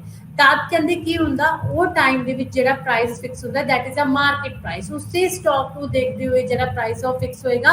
ਤਦ ਕਹਿੰਦੇ ਡਿਮਾਂਡ ਦਾ ਜ਼ਿਆਦਾ ਇਫੈਕਟ ਪਏਗਾ, ਡਿਮਾਂਡ ਇਨਕਰੀਜ਼ ਹੋਣ ਦੇ ਨਾਲ ਪ੍ਰਾਈਸਿਸ ਵੀ ਰਸਗੁੱਲਿਆਂ ਦਾ ਕੀ ਹੋ ਜਾਏਗਾ, ਇਨਕਰੀਜ਼ ਹੋ ਜਾਏਗਾ। ਕਿਉਂਕਿ ਕਹਿੰਦੇ ਇੱਥੇ ਡਿਮਾਂਡ ਗ੍ਰੇਟਰ ਰੋਲ ਪਲੇ ਕਰਦੀ ਹੈ ਸਪਲਾਈ ਦੇ ਨਾਲੋਂ, ਕਿਉਂਕਿ ਡਿਮਾਂਡ ਜਿੰਨੀ ਆਪਾਂ ਸਪਲਾਈ ਨਹੀਂ ਕਰ ਸਕਦੇ, ਅਗਰ ਡਿਮਾਂਡ ਵੱਧ ਜਾਏਗੀ ਤਾਂ ਪ੍ਰਾਈਸ ਵੱਧ ਜਾਏਗਾ। ਫॉर एग्जांपल ਵੈਜੀਟੇਬਲਸ ਹੈ ਉਹ ਕਿੱਥੇ ਫਿਕਸ ਕੀਤਾ ਜਾਏਗਾ, ਜਿੱਥੇ ਡਿਮਾਂਡ ਤੇ ਗੁड्स ਦੀ ਸਪਲਾਈ ਕੀ ਹੁੰਦੀ ਹੈ, ਇਕੁਅਲ ਹੁੰਦੀ ਹੈ, ਤਾਂ ਇੱਥੇ ਕੀ ਹੈ ਡਿਮਾਂਡ ਤੇ ਸਪਲਾਈ ਦਾ ਪ੍ਰਾਈਸ ਤੇ ਕੀ ਆ ਇਕੁਅਲ ਇਫੈਕਟ ਪੈਂਦਾ ਹੈ। ਐਂਡ ਵੈਰੀ ਲੌਂਗ ਪੀਰੀਅਡ ਦੇ ਵਿੱਚ ਕੀ ਹੈ ਟ੍ਰੇਡ ਸਾਈਕਲਸ ਪ੍ਰਾਈਸ ਹੈ, ਕਹਿੰਦੇ it refers to that time period in which basic changes can be affected both in demand and supply. ਤਾਂ ਇੱਥੇ ਪ੍ਰਾਈਸਿਸ ਦੇ ਵਿੱਚ ਡਿਮਾਂਡ ਐਂਡ ਸਪਲਾਈ ਦੋਨਾਂ ਦਾ ਇਫੈਕਟ ਪਏਗਾ, ਲੇਕਿਨ ਕਹਿੰਦੇ ਡਿਮਾਂਡ ਇਜ਼ ਇਨਫਲੂਐਂਸ, ਡਿਮਾਂਡ ਤੇ ਕਿਸ ਚੀਜ਼ ਦਾ ਇਫੈਕਟ ਪਏਗਾ, size of population, taste and habits the, and supply ਤੇ techniques of production the, new inventions ਦਾ, ਠੀਕ ਹੈ। ਤੇ long period ਦੇ ਵਿੱਚ ਜਿਹੜਾ price fix ਕੀਤਾ ਜਾਂਦਾ that is a trade cycle or secular price, ਠੀਕ ਹੈ। business cycles ਵੀ ਇਹਨੂੰ OY ਤੇ price ਦਿਖਾਈ ਹੋਈ ਆ। ਵੈਰੀ ਸ਼ਾਰਟ ਟਾਈਮ ਪੀਰੀਅਡਸ ਦੇ ਵਿੱਚ ਪੈਰੀਸ਼ੇਬਲ ਗੁੱਡਸ ਆਉਂਦੀਆਂ ਨੇ, ਜਿਹੜੀ ਪੈਰੀਸ਼ੇਬਲ ਗੁੱਡਸ ਦੀ ਸਪਲਾਈ ਹੈ ਉਹ ਕੀ ਹੈ, ਕਾਂਸਟੈਂਟ ਹੈ। SS is the supply curve ਜੋ ਕਾਂਸਟੈਂਟ ਸਪਲਾਈ ਕਰਵ ਹੈ, and initial demand the stock ਇਹਨਾਂ ਦੇ ਇਕੱਠਾ ਕਰਕੇ ਰੱਖ ਲੈਂਦੇ ਆ ਤੇ ਆਪਾਂ ਵੇਟ ਕਰਦੇ ਆ ਕਿ ਕਦੋਂ ਵੀਟ ਤੇ ਰਾਈਸ ਦੀ ਪ੍ਰਾਈਸਿਸ ਇਨਕਰੀਜ਼ ਹੋਵੇ ਤਾਂ ਆਪਾਂ ਇਹਨਾਂ ਨੂੰ ਮਾਰਕੀਟ ਦੇ ਵਿੱਚ ਸੇਲ ਕਰ ਸਕੀਏ। ਤਾਂ ਕਹਿੰਦੇ ਇਹਨਾਂ ਦੇ ਵਿੱਚ ਕੀ ਹੁੰਦਾ, ਫਸਟਲੀ ਤਾਂ ਡਿਮਾਂਡ ਇਨਕਰੀਜ਼ ਹੋਣ ਤੇ ਇਹਨਾਂ ਦੀ ਸਪਲਾਈ ਇਨਕਰੀਜ਼ ਹੋਏਗੀ, ਕਿਉਂਕਿ ਕੁਝ ਜਿਹੜਾ ਆਪਣੇ ਸਟਾਕ ਹੁੰਦਾ ਆਪਾਂ ਇਹਨਾਂ ਨੂੰ ਸਾਂਭ ਕੇ ਰੱਖਿਆ ਹੁੰਦਾ ਤਾਂ ਆਪਾਂ ਉਹ ਸਟਾਕ ਨੂੰ ਕੱਢਦੇ ਆ। ਲੇਕਿਨ ਇੱਕ ਲੈਵਲ ਤੇ ਆ ਕੇ ਜਿੰਨੀ ਕਹਿੰਦੇ ਡਿਮਾਂਡ ਹੁੰਦੀ ਆ ਉਨੀ ਆਪਾਂ ਸਪਲਾਈ ਇਨਕਰੀਜ਼ ਨਹੀਂ ਕਰ ਸਕਦੇ, ਕਿਉਂਕਿ ਉਸ ਤੋਂ ਬਾਅਦ ਸਪਲਾਈ ਕਾਂਸਟੈਂਟ ਹੋ ਜਾਂਦੀ ਆ, ਠੀਕ ਹੈ। ਆਪਾਂ ਸਪਲਾਈ ਨੂੰ ਇਨਕਰੀਜ਼ ਨਹੀਂ ਕਰ ਸਕਦੇ। ਤਾਂ ਤੁਸੀਂ ਇਸ ਡਾਇਗਰਾਮ ਦੇ ਵਿੱਚ ਵੀ ਦੇਖ ਸਕਦੇ ਹੋ OX ਅਕਸ਼ ਤੇ ਕੁਆਂਟੀਟੀ ਦਿਖਾਈ ਹੋਈ ਹੈ, OY ਤੇ ਪ੍ਰਾਈਸ ਦਿਖਾਇਆ ਹੋਇਆ ਹੈ, ਤੇ ਜਿਹੜੀ SS ਕਰਵ ਹੈ this is a supply curve. ਜਿਹੜੀ SS ਸਪਲਾਈ ਕਰਵ ਹੈ S ਤੋਂ E1 ਤੱਕ ਕੀ ਹੈ ਇਹ ਪੋਜ਼ਿਟਿਵ ਹੈ ਜੋ ਇਨਕਰੀਜ਼ ਇਨ ਸਪਲਾਈ ਦਿਖਾ ਰਹੀ ਹੈ, ਐਂਡ E1 ਤੋਂ S ਤੱਕ ਕੀ ਹੈ ਕਾਂਸਟੈਂਟ ਹੈ ਜੋ ਕਾਂਸਟੈਂਟ ਸਪਲਾਈ ਦਿਖਾ ਰਹੀ ਹੈ। ਤਾਂ ਇਨੀਸ਼ੀਅਲ ਡਿਮਾਂਡ ਕਿੰਨੀ ਹੈ, DD is a demand curve ਜੋ SS ਕਰਵ ਨੂੰ E ਪੁਆਇੰਟ ਤੇ ਕੱਟ ਕਰ ਰਹੇ ਨੇ, then E is a equilibrium point, ਠੀਕ ਹੈ। ਡਿਊਰੇਬਲ ਗੁੱਡਸ ਨੇ ਆਪਾਂ ਸਾਂਭ ਕੇ ਰੱਖ ਸਕਦੇ ਹਾਂ, ਆਪਣੇ ਕੋਲ ਸਟਾਕ ਇਕੱਠਾ ਹੈ, ਜਦੋਂ ਪ੍ਰਾਈਸਿਸ ਘੱਟ ਹੋਣ ਮਾਰਕੀਟ ਦੇ ਵਿੱਚ ਤਾਂ ਇਹਨਾਂ ਦਾ ਕੁਝ ਸਟਾਕ ਆਪਾਂ ਇਕੱਠਾ ਕਰ ਲੈਂਦੇ ਹਾਂ। ਤਦ ਕੀ ਆ ਇਹਨਾਂ ਦੀ ਡਿਮਾਂਡ ਇਨਕਰੀਜ਼ ਹੋਗੀ, ਜਦੋਂ D1 ਡਿਮਾਂਡ ਇਨਕਰੀਜ਼ ਹੋਗੀ ਤਦ ਆਪਾਂ ਇਹਨਾਂ ਦੀ new E1 is a new equilibrium point. ਤਾਂ ਡਿਮਾਂਡ ਇਨਕਰੀਜ਼ ਹੋਣ ਦੇ ਨਾਲ ਪ੍ਰਾਈਸਿਸ ਇਨਕਰੀਜ਼ ਹੋ ਕੇ P1 ਹੋਗੀ, ਐਂਡ ਕੁਆਂਟੀਟੀ ਸਪਲਾਈ ਵੀ ਇਨਕਰੀਜ਼ ਹੋ ਕੇ ਆਪਣੀ डिमांड भी इंक्रीज हो गई Q तो Q1 होगी तो सप्लाई भी इंक्रीज हो रही है, ठीक है। एंड अगर E1 पॉइंट तो ऊपर डिमांड और इंक्रीज हो जाती है तो सिर्फ प्राइस इंक्रीज होएगी, सप्लाई कांस्टेंट रहेगी। ਤਾਂ ਇੱਕ ਪਾਰਟਿਕੂਲਰ ਟਾਈਮ ਦੇ ਵਿੱਚ ਆਪਾਂ ਇਹਨਾਂ ਦੀ ਡਿਮਾਂਡ ਦੇ ਅਕੋਰਡਿੰਗ ਸਪਲਾਈ ਵਧਾਉਂਦੇ ਹਾਂ, ਤੇ ਉਸ ਤੋਂ ਬਾਅਦ ਜਦੋਂ ਸਟਾਕ ਖਤਮ ਹੋ ਜਾਂਦਾ ਤਾਂ ਸਪਲਾਈ ਨੂੰ ਆਪਾਂ ਡਿਮਾਂਡ ਦੇ ਅਕੋਰਡਿੰਗ ਨਹੀਂ ਵਧਾ ਸਕਦੇ, ਓਨਲੀ ਡਿਮਾਂਡ ਦੇ ਨਾਲ ਪ੍ਰਾਈਸਿਸ ਹੀ ਇਨਕਰੀਜ਼ ਹੁੰਦੀਆਂ। ਅਗਰ ਕਦੇ ਡਿਮਾਂਡ ਡਿਕਰੀਜ਼ ਹੋ ਜਾਂਦੀ ਆ, ਡੀ ਤੋਂ ਡੀ2 ਡਾਊਨਵਰਡ ਸ਼ਿਫਟ ਹੋ ਜਾਂਦੀ ਹੈ ਡਿਕਰੀਜ਼ ਹੋਣ ਦੇ ਨਾਲ ਡਿਮਾਂਡ, ਤਾਂ new point E2 is a equilibrium point, ਜਿੱਥੇ ਕਹਿੰਦੇ ਡਿਮਾਂਡ ਡਿਕਰੀਜ਼ ਹੋਣ ਦੇ ਨਾਲ ਪ੍ਰਾਈਸ ਵੀ ਘਟ ਕੇ P ਤੋਂ P2 ਹੋ ਜਾਏਗੀ ਅਤੇ ਕੁਆਂਟੀਟੀ ਵੀ ਘਟ ਕੇ Q ਤੋਂ Q2 ਹੋ ਜਾਏਗੀ। ਠੀਕ ਹੈ, ਦਿਸ ਇਜ਼ ਦਾ ਡਿਊਰੇਬਲ ਗੁड्स ਦੇ ਕੇਸ ਦੇ ਵਿੱਚ। ਨੈਕਸਟ ਹੈ ਆਪਣਾ ਪ੍ਰਾਈਸ ਡਿਟਰਮੀਨੇਸ਼ਨ ਇਨ ਸ਼ਾਰਟ ਰਨ। ਸ਼ਾਰਟ ਰਨ ਦੇ ਵਿੱਚ ਜੋ ਪ੍ਰਾਈਸ ਫਿਕਸ ਹੁੰਦਾ ਹੈ, ਸ਼ਾਰਟ ਰਨ ਦੇ ਵਿੱਚ ਸਬ ਨਾਰਮਲ ਪ੍ਰਾਈਸ ਫਿਕਸ ਹੁੰਦਾ ਹੈ। ਠੀਕ ਹੈ, ਤਾਂ कह सकते हैं subnormal price is the price which is determined in the short period. In short period, the industry can increase the supply up to existing capacity of firms. Industry supply curve is in short period is summation of firm supply curve. The short run supply curve of the firm is the portion of marginal cost curve which is above the average revenue cost curve. In other words, the firm will continue the product in the short periods even when they are incurring the loss of average fixed cost. ਤੁਹਾਨੂੰ short period ਪਤਾ ਹੀ ਹੈ ਕਿ short period ਵਿੱਚ ਸਬ normal price fix ਹੋਏਗਾ। Short period ਦੇ ਵਿੱਚ ਕਹਿੰਦੇ ਜਿੰਨੀ ਡਿਮਾਂਡ ਆ, ਡਿਮਾਂਡ ਦੇ ਅਕੋਰਡਿੰਗ ਆਪਾਂ ਸਪਲਾਈ ਨੂੰ ਇਨਕਰੀਜ਼ ਕਰ ਸਕਦੇ ਹਾਂ, ਲੇਕਿਨ ਜ਼ਿਆਦਾ ਨਹੀਂ ਕਰ ਸਕਦੇ। ਆਪਣੀ ਜੋ ਪ੍ਰੋਡਕਸ਼ਨ ਕੈਪੈਸਿਟੀ ਆਪਾਂ ਉਦੋਂ ਤੱਕ ਇਨਕਰੀਜ਼ ਕਰ ਸਕਦੇ ਹਾਂ। ਕਿੱਥੋਂ ਤੱਕ ਇਨਕਰੀਜ਼ ਕਰ ਸਕਦੇ ਹਾਂ? ਜਿੱਥੋਂ ਤੱਕ ਆਪਾਂ ਜਿਹੜਾ ਸਿਰਫ ਆਪਣਾ ਫਿਕਸ ਫੈਕਟਰਸ ਦਾ ਲਾਸ ਆਪਾਂ ਉਹ ਕਵਰ ਕਰ ਸਕੀਏ, average fix factors fixed cost ਨੂੰ ਕਵਰ ਕਰ ਸਕੀਏ। ਲੇਕਿਨ ਜਿੱਥੇ ਐਵਰੇਜ ਵੇਰੀਏਬਲ ਕਾਸਟ ਆਪਣਾ ਉਹਦਾ ਲਾਸ ਵੀ ਹੋਣਾ ਸਟਾਰਟ ਹੋ ਜਾਵੇ, ਤਦ ਆਪਾਂ ਆਪਣੀ ਪ੍ਰੋਡਕਸ਼ਨ ਨੂੰ ਕੀ ਕਰ ਦਿੰਦੇ ਹਾਂ, ਸਟਾਪ ਕਰ ਦਿੰਦੇ ਹਾਂ, ਤਾਂ ਕਿ ਇੱਥੇ ਸਪਲਾਈ ਦੇ ਅਕੋਰਡਿੰਗ ਪਹਿਲਾਂ ਆਪਣੀ ਡਿਮਾਂਡ ਇਨਕਰੀਜ਼ ਹੋਏਗੀ। ਠੀਕ ਹੈ, ਜਿੱਥੋਂ ਤੱਕ ਆਪਣੀ ਪ੍ਰੋਡਕਸ਼ਨ ਕੈਪੈਸਿਟੀ ਹੈ। ਤਾਂ ਤੁਸੀਂ ਇਸ ਡਾਇਗਰਾਮ ਦੇ ਵਿੱਚ ਦੇਖ ਸਕਦੇ ਹੋ, x ਅਕਸ਼ ਤੇ ਕੁਆਂਟੀਟੀ ਦਿਖਾਈ ਹੋਈ ਹੈ, OY ਤੇ ਪ੍ਰਾਈਸ ਦਿਖਾਇਆ ਹੋਇਆ ਹੈ, SS ਪੋਜ਼ਿਟਿਵ ਹੈ, ਆਪਣੀ ਸਪਲਾਈ ਕਰਵ ਪੋਜ਼ਿਟਿਵ ਹੈ, and DD is a demand curve जो SS curve ਨੂੰ E point ਤੇ ਕੱਟ ਰਹੇ ਨੇ, then E is a equilibrium point। ਅਗਰ ਡਿਮਾਂਡ ਦੇ ਵਿੱਚ ਇਨਕਰੀਜ਼ ਹੋ ਜਾਂਦਾ ਹੈ, ਡਿਮਾਂਡ ਕਰਵ ਰਾਈਟਵਰਡ ਸ਼ਿਫਟ ਹੁੰਦੀ ਹੈ, D1 is a new demand curve ਜੋ SS curve ਨੂੰ E1 point ਤੇ ਕੱਟ ਕਰੀ ਹੈ, ਤਾਂ E1 point is a equilibrium point ਜੋ ਸਾਨੂੰ ਦੱਸ ਰਿਹਾ ਹੈ ਕਿ ਡਿਮਾਂਡ ਦੇ ਵਿੱਚ ਇਨਕਰੀਜ਼ ਹੋਣ ਦੇ ਨਾਲ ਆਪਣੀ ਜਿਹੜੀ ਪ੍ਰਾਈਸਿਸ ਉਹਦੇ ਵਿੱਚ ਵੀ ਇਨਕਰੀਜ਼ ਹੋਇਆ, P ਤੋਂ P1 ਤੇ ਕੁਆਂਟੀਟੀ ਵੀ ਇਨਕਰੀਜ਼ ਹੋ ਗਈ, Q ਤੋਂ Q1। ਅਗਰ ਡਿਮਾਂਡ ਡਿਕਰੀਜ਼ ਹੋਈ ਹੈ DB ਤੋਂ D2 ਤਾਂ ਪ੍ਰਾਈਸਿਸ ਦੇ ਵਿੱਚ ਵੀ ਡਿਕਰੀਜ਼ ਹੋਇਆ, P ਤੋਂ P2 ਐਂਡ ਕੁਆਂਟੀਟੀ ਦੇ ਵਿੱਚ ਵੀ ਡਿਕਰੀਜ਼, Q ਤੋਂ Q2 and E2 is a new equilibrium point. This is the short period ਜਿਹਦੇ ਵਿੱਚ ਸਬ ਨਾਰਮਲ ਪ੍ਰਾਈਸ ਹੈ ਜਿਹੜਾ ਫਿਕਸ ਹੁੰਦਾ ਹੈ। ਨੈਕਸਟ ਇਜ਼ ਦਾ ਦੀਰਘਕਾਲੀਨ ਕੀਮਤ ਨਿਰਧਾਰਨ ਕਿ long run price or normal price and law of return to scale. ਹੁਣ ਨਾਰਮਲ ਪ੍ਰਾਈਸ ਤੁਹਾਨੂੰ ਪਤਾ ਹੀ ਹੈ, ਨਾਰਮਲ ਪ੍ਰਾਈਸ ਉੱਥੇ ਫਿਕਸ ਹੋਏਗਾ ਜਿੱਥੇ ਡਿਮਾਂਡ ਐਂਡ ਸਪਲਾਈ ਇਕੁਅਲ ਹੋਏਗੀ। ਤਾਂ ਲੌਂਗ ਰਨ ਦੇ ਵਿੱਚ ਕਹਿੰਦੇ ਆਪਾਂ ਸਾਰੇ ਫੈਕਟਰਸ ਨੂੰ ਚੇਂਜ ਕਰਕੇ ਆਪਣੀ ਪ੍ਰੋਡਕਸ਼ਨ ਨੂੰ ਇਨਕਰੀਜ਼ ਕਰ ਸਕਦੇ ਹਾਂ ਥਰੂ ਦਾ ਡਿਮਾਂਡ। ਜਿੰਨੀ ਡਿਮਾਂਡ ਆਪਾਂ ਉਨੀ ਸਪਲਾਈ ਇਨਕਰੀਜ਼ ਕਰ ਸਕਦੇ ਹਾਂ। ਤੇ ਨਾਰਮਲ ਪ੍ਰਾਈਸ ਕਿੱਥੇ ਫਿਕਸ ਹੁੰਦਾ? ਜਿੱਥੇ ਡਿਮਾਂਡ ਐਂਡ ਸਪਲਾਈ ਕੀ ਹੁੰਦੀ ਹੈ, ਇਕੁਅਲ ਹੁੰਦੀ ਹੈ। ਤਾਂ ਅਲਪਕਾਲੀਨ ਮੁੱਲ ਹੈ ਜੋ ਲਾਗਤ ਦੇ ਬਰਾਬਰ ਹੁੰਦਾ ਹੈ ਐਂਡ ਸਧਾਰਨ ਕੀਮਤਾਂ ਦੀਆਂ ਵਿਸ਼ੇਸ਼ਤਾਵਾਂ। ਨਾਰਮਲ ਪ੍ਰਾਈਸ ਦੇ ਵਿੱਚ ਕਹਿੰਦੇ ਮੰਗ ਤੇ ਪੂਰਤੀ ਸਥਾਈ ਇਕਾਈ ਹੁੰਦੀ ਹੈ, ਇੱਕ ਦੂਸਰੇ ਦੇ ਇਕੁਅਲ ਹੁੰਦਾ ਹੈ, ਜਿਵੇਂ ਕਿ 30 ਡਿਮਾਂਡ ਐਂਡ 30 ਸਪਲਾਈ ਐਂਡ ਉੱਥੇ ਆਪਣਾ ਪ੍ਰਾਈਸ 3 ਫਿਕਸ ਹੋਇਆ ਸੀ। ਐਂਡ ਪੂਰਤੀ ਦਾ ਜ਼ਿਆਦਾ ਮਹੱਤਵ ਇੱਥੇ ਕਿਉਂਕਿ ਸਪਲਾਈ ਜ਼ਿਆਦਾ ਕਰ ਸਕਦੇ ਹਾਂ। ਲੌਂਗ ਰਨ ਦੇ ਵਿੱਚ ਆਪਾਂ ਨਿਊ ਟੈਕਨੀਕਸ ਲੈ ਕੇ ਆ ਸਕਦੇ ਹਾਂ, ਇਨਵੈਂਸ਼ਨਸ ਕਰ ਸਕਦੇ ਹਾਂ, ਤਾਂ ਡਿਮਾਂਡ ਸਪਲਾਈ ਜ਼ਿਆਦਾ ਹੁੰਦੀ ਹੈ, ਡਿਮਾਂਡ ਤੋਂ ਪੁਨਰ ਉਤਪਾਦਿਤ ਵੀ ਕਰ ਸਕਦੇ ਹਾਂ, ਰੀਪਰੋਡਕਸ਼ਨ ਵੀ ਕਰ ਸਕਦੇ ਹਾਂ। ਤਦ ਕਹਿੰਦੇ ਜਿਹੜੀ ਆਪਣੀ ਦੀਰਘਕਾਲੀਨ ਦੇ ਵਿੱਚ ਪ੍ਰਾਈਸ ਫਿਕਸ ਹੁੰਦੀ ਹੈ, that is a normal price. ਕਾਲਪਨਿਕ ਧਾਰਨਾ ਸਧਾਰਨ ਕੀਮਤ ਦੇ ਚਾਰੇ ਪਾਸੇ ਬਾਜ਼ਾਰ ਕੀਮਤ ਘੁੰਮਦੀ ਹੈ, ਸਮਾਤ ਲਾਗਤ ਤੇ ਔਸਤ ਲਾਗਤ। ਪ੍ਰਾਈਸ ਡਿਟਰਮੀਨੇਸ਼ਨ ਇਨ ਲੌਂਗ ਰਨ ਤੁਸੀਂ ਦੇਖ ਸਕਦੇ ਹੋ, ਨਾਰਮਲ ਪ੍ਰਾਈਸ ਫਿਕਸ ਹੁੰਦਾ ਹੈ, ਉੱਥੇ ਫਿਕਸ ਹੋ ਗਿਆ ਜਿੱਥੇ demand and supply long run ਦੇ ਵਿੱਚ ਕੀ ਆ, ਇਕੁਅਲ ਹੋਏਗੀ। ਤਾਂ ਜੇ OX ਤੇ ਕੁਆਂਟੀਟੀ ਦਿਖਾਈ ਹੋਈ ਹੈ, OY ਤੇ price and SS is a demand curve, DD is a demand curve, SS is the supply curve, E is a equilibrium point. ਤਾਂ ਇਕੁਇਲਿਬਰੀਅਮ ਪ੍ਰਾਈਸ ਕਿੰਨਾ ਫਿਕਸ ਹੋਇਆ, OP ਐਂਡ ਇਕੁਇਲਿਬਰੀਅਮ ਕੁਆਂਟੀਟੀ ਆਪਣੀ OQ ਹੈ। And AB जो ऊपर है जो price D1 है, तो दिस इज अ सरप्लस जिथे सप्लाई ज्यादा है एंड डिमांड घट है। And GH is a shortage जिथे कहते की है अपनी डिमांड ज़्यादा है तो सप्लाई घट है। तो अपने आप मार्केट के कहते लॉन्ग रन जी अपनी सप्लाई तो डिमांड के कहते इनक्रीज डिक्रीज होगी जो प्राइसिस चेंज होते हैं अपने आप इक्विलिब्रियम की पोजीशन है जी आ जाती है। एंड सधारण कीमत के प्रतिफल के नियम जोड़े अपना लॉन्ग रन प्राइस है तो नॉर्मल प्राइस के लॉ ऑफ रिटर्न से इफेक्ट पैंते हैं। तो आप देखते हैं सब तो पहला सधारण कीमत के बढ़ते प्रतिफल के नियम कहते normal price and law of increasing return to scale और डिमिनिशिंग कॉस्ट इंडस्ट्री ਕਹਿੰਦੇ ਇਨਕਰੀਜ਼ਿੰਗ ਰਿਟਰਨਸ ਦੇ ਵਿੱਚ ਤੁਹਾਨੂੰ ਪਤਾ ਹੀ ਹੈ ਜਦੋਂ increasing return to a scale ਹੋਣਗੇ ਤਾਂ ਡਿਮਿਨਿਸ਼ਿੰਗ ਕਾਸਟ ਹੋਏਗੀ। ਆਪਾਂ ਜਿਵੇਂ ਜਿਵੇਂ ਆਪਣੀ ਪ੍ਰੋਡਕਸ਼ਨ ਇਨਕਰੀਜ਼ ਕਰਾਂਗੇ ਉਸ ਤੇ ਆਉਣ ਵਾਲੀ ਜਿਹੜੀ ਆਪਣੀ ਕਾਸਟ ਆ ਕੀ ਹੋਏਗੀ ਡਿਕਰੀਜ਼ ਹੋਏਗੀ। ਪਰ ਤੁਸੀਂ ਇੱਥੇ ਦੇਖ ਸਕਦੇ ਹੋ law of increasing returns is also called law of decreasing cost. According to this law, when in the long run production of a commodity increased, then the industry enjoys several economies means benefits. As a result, these economies marginal cost and average cost of the industry fall, and normal price is equal to marginal cost and average cost, so it's also fall। ਤਾਂ ਤੁਸੀਂ ਇੱਥੇ ਦੇਖ ਸਕਦੇ ਹੋ OX ਤੇ quantity ਦਿਖਾਈ ਹੋਈ ਹੈ, OY ਤੇ ਪ੍ਰਾਈਸ ਦਿਖਾਇਆ ਹੋਇਆ ਹੈ। ਤਾਂ ਜਿਹੜੀ ਆਪਣੀ initial demand and supply curve ਹੈ that is a DD is a demand curve and SS is a supply curve. ਤਾਂ ਇਹ ਪੁਆਇੰਟ ਇੱਕ ਦੂਸਰੇ ਨੂੰ ਕੱਟ ਰਹੇ ਨੇ। E1 is a equilibrium point ਜਿੱਥੇ OP ਪ੍ਰਾਈਸ ਫਿਕਸ ਕੀਤਾ ਹੈ ਐਂਡ OM ਆਪਣੀ ਜਿਹੜੀ ਹੈ ਕੁਆਂਟੀਟੀ ਹੈ, ਸਪਲਾਈ ਹੈ, ਸਪਲਾਈ ਤੇ ਡਿਮਾਂਡ ਹੈ। ਜਦੋਂ ਕਹਿੰਦੇ ਡਿਮਾਂਡ ਇਨਕਰੀਜ਼ ਹੋ ਜਾਂਦੀ ਹੈ ਤਾਂ demand curve D1 new demand curve shift ਹੋ ਜਾਂਦੀ ਆ, ਠੀਕ ਹੈ।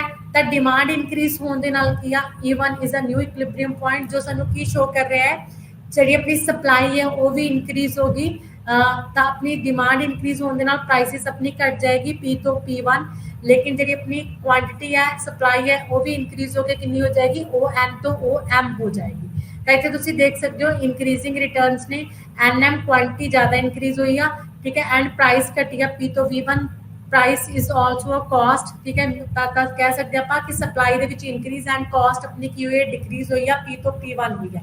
and increase in supply N to M, this is the increasing returns and decreasing cost, SS is the supply curve।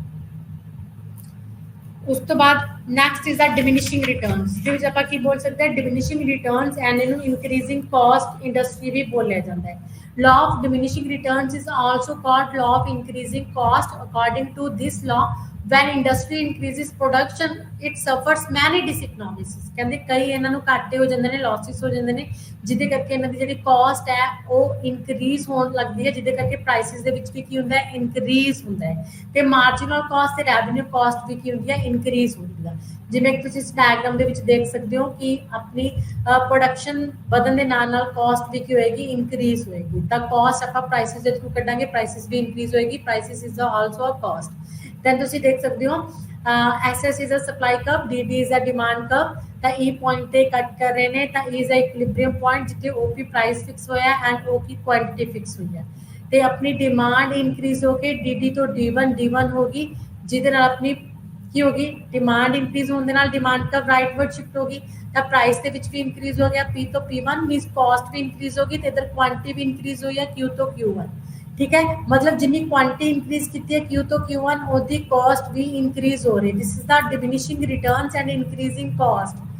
Supply ते कॉस्ट ज्यादा आ रही है, मार्जिनल ते एवरेज कॉस्ट इंक्रीज हो रही है, जिहदे करके प्राइसेस भी इंक्रीज हो रही है। तो इत्थे की हो शो हो रहा है कि आउटपुट बदलने दे नाल नाल कॉस्ट भी की हो रही है इंक्रीज हो रही है। इन्हू बोल सकते हैं diminishing returns and increasing cost law, ठीक है। एंड नेक्स्ट इज संधारण कीमत ते समान प्रतिफल दे नियम, जिन्हों पर की बोल सकते हैं normal price and law of constant return to scale और कांस्टेंट कॉस्ट इंडस्ट्री, जिहदे विच कॉस्ट जिहड़ी वो कांस्टेंट रहंदी आ। कहंदे law of constant returns is also called law of constant cost. According to this law, whenever the output of a commodity is increased its average and marginal cost remains constant। ਜਦੋਂ output increase ਹੁੰਦੀ ਆ, demand increase ਹੋਣ ਦੇ ਨਾਲ supply ਵੀ ਆਪਾਂ increase ਕਰਦੇ ਆ, ਤਾਂ ਜਿਹੜੀ ਸਪਲਾਈ ਪ੍ਰੋਡਕਸ਼ਨ ਇਨਕਰੀਜ਼ ਕਰਦੇ ਆ ਉਹ ਤੇ ਆਪਣੀ ਜਿਹੜੀ ਕਾਸਟ ਹੈ ਉਹ ਕੀ ਰਹਿੰਦੀ ਆ ਕਾਂਸਟੈਂਟ ਰਹਿੰਦੀ ਆ। ਕਾਸਟ ਦੇ ਵਿੱਚ ਕਿਸੇ ਵੀ ਤਰ੍ਹਾਂ ਦਾ ਕੋਈ ਵੀ ਚੇਂਜ ਨਹੀਂ ਹੁੰਦਾ। ਜਿਵੇਂ ਕਿ ਤੁਸੀਂ ਇਸ ਡਾਇਗਰਾਮ ਦੇ ਵਿੱਚ ਦੇਖ ਸਕਦੇ ਹੋ OX ਤੇ ਆਪਣੀ ਕੁਆਂਟੀਟੀ ਦਿਖਾਈ ਹੋਈ ਹੈ, OY ਤੇ ਪ੍ਰਾਈਸ ਦਿਖਾਇਆ ਹੋਇਆ ਹੈ, SS is a supply curve and DD is a demand curve, E is a initial equilibrium जिथे OP price and OQ quantity means OP अपनी कॉस्ट है, एंड उस तो बाद जो अपनी डिमांड इंक्रीज हो जाती है D1 तब अपनी जी है new point equilibrium is the E1 तब कहते अपनी प्राइस सेम रहती है मींस कॉस्ट सेम रहती है, लेकिन क्वांटिटी इंक्रीज हो गई Q तो Q1 हो जाती है। मींस इतने आउटपुट इंक्रीज हुई है, प्रोडक्शन इंक्रीज हुई है, पर प्राइस ते कॉस्ट के किसी भी तरह का चेंज नहीं है, वो उन्ना ही है, कॉन्स्टेंट कॉस्ट है एंड बोल सकते हैं आप constant cost returns, ठीक है, and constant cost industry and constant return to scale। ਤੇ ਉਸ ਤੋਂ ਬਾਅਦ ਨੈਕਸਟ ਆਪਣਾ ਸੰਧਾਰਨ ਕੀਮਤ ਤੇ ਬਾਜ਼ਾਰ ਮੁੱਲ ਵਿੱਚ ਅੰਤਰ। ਕਹਿੰਦੇ ਮਾਰਕੀਟ ਪ੍ਰਾਈਸ ਤੇ ਨਾਰਮਲ ਪ੍ਰਾਈਸ ਦੇ ਵਿੱਚ ਕੀ ਡਿਫਰੈਂਸ ਹੈ, ਟਾਈਮ ਪੀਰੀਅਡ ਤੇ ਟਾਈਮ ਦੇ ਬੇਸ ਤੇ ਦੇ ਵਿੱਚ ਡਿਫਰੈਂਸ ਹੈ। ਮਾਰਕੀਟ ਪ੍ਰਾਈਸ ਨੂੰ ਕਹਿੰਦੇ ਸ਼ਾਰਟ ਪੀਰੀਅਡ ਦੇ ਵਿੱਚ ਡਿਟਰਮੀਨੇਟ ਕੀਤਾ ਜਾਂਦਾ ਹੈ ਐਂਡ ਨਾਰਮਲ ਪ੍ਰਾਈਸ ਨੂੰ ਲੌਂਗ ਪੀਰੀਅਡ ਦੇ ਵਿੱਚ। ਤੇ ਇਕੁਇਲਿਬਰੀਅਮ ਦੀ ਪੋਜੀਸ਼ਨ ਕਿੱਥੇ ਹੁੰਦੀ ਹੈ, ਮਾਰਕੀਟ ਪ੍ਰਾਈਸ ਦੇ ਵਿੱਚ ਕਹਿੰਦੇ ਇਕੁਇਲਿਬਰੀਅਮ ਉੱਥੇ ਹੋਏਗਾ ਜਿੱਥੇ ਡਿਮਾਂਡ ਦਾ ਇਫੈਕਟ ਸਪਲਾਈ ਦੇ ਨਾਲੋਂ ਜ਼ਿਆਦਾ ਹੋਏਗਾ, ਕਿਉਂਕਿ ਆਪਾਂ ਡਿਮਾਂਡ ਜਿੰਨੀ ਸਪਲਾਈ ਇਨਕਰੀਜ਼ ਨਹੀਂ ਕਰ ਸਕਦੇ।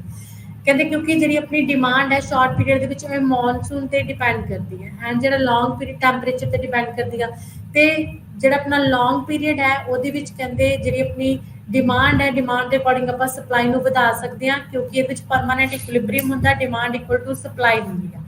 ਕਹਿੰਦੇ influence of demand and supply, short period ਦੇ ਵਿੱਚ ਡਿਮਾਂਡ ਦਾ ਸਪਲਾਈ ਦੇ ਨਾਲੋਂ ਜ਼ਿਆਦਾ ਇਫੈਕਟ ਐਂਡ ਲੌਂਗ ਪੀਰੀਅਡ ਦੇ ਵਿੱਚ ਸਪਲਾਈ ਤੇ ਡਿਮਾਂਡ ਦਾ ਇਕੁਅਲ ਇਫੈਕਟ ਹੁੰਦਾ, ਜਦਕਿ ਸਪਲਾਈ ਦਾ ਜ਼ਿਆਦਾ ਹੀ ਹੁੰਦਾ ਹੈ। ਐਂਡ ਚੇਂਜਿਸ ਕਹਿੰਦੇ ਮਾਰਕੀਟ ਪ੍ਰਾਈਸਿਸ ਹੈ ਉਹ ਇੱਕਦਮ ਚੇਂਜ ਹੋ ਜਾਂਦਾ ਹੈ, ਇੱਕਦਮ ਅਪਸ ਐਂਡ ਡਾਊਨਸ ਆਉਂਦਾ ਟ੍ਰੇਡ ਸਾਈਕਲਸ ਦੀ ਤਰ੍ਹਾਂ, ਲੇਕਿਨ ਜਿਹੜਾ ਲੌਂਗ ਰਨ ਹੈ ਉਹਦੇ ਵਿੱਚ ਨਾਰਮਲ ਪ੍ਰਾਈਸ ਫਿਕਸ ਹੁੰਦਾ ਹੈ ਸਿਰਫ।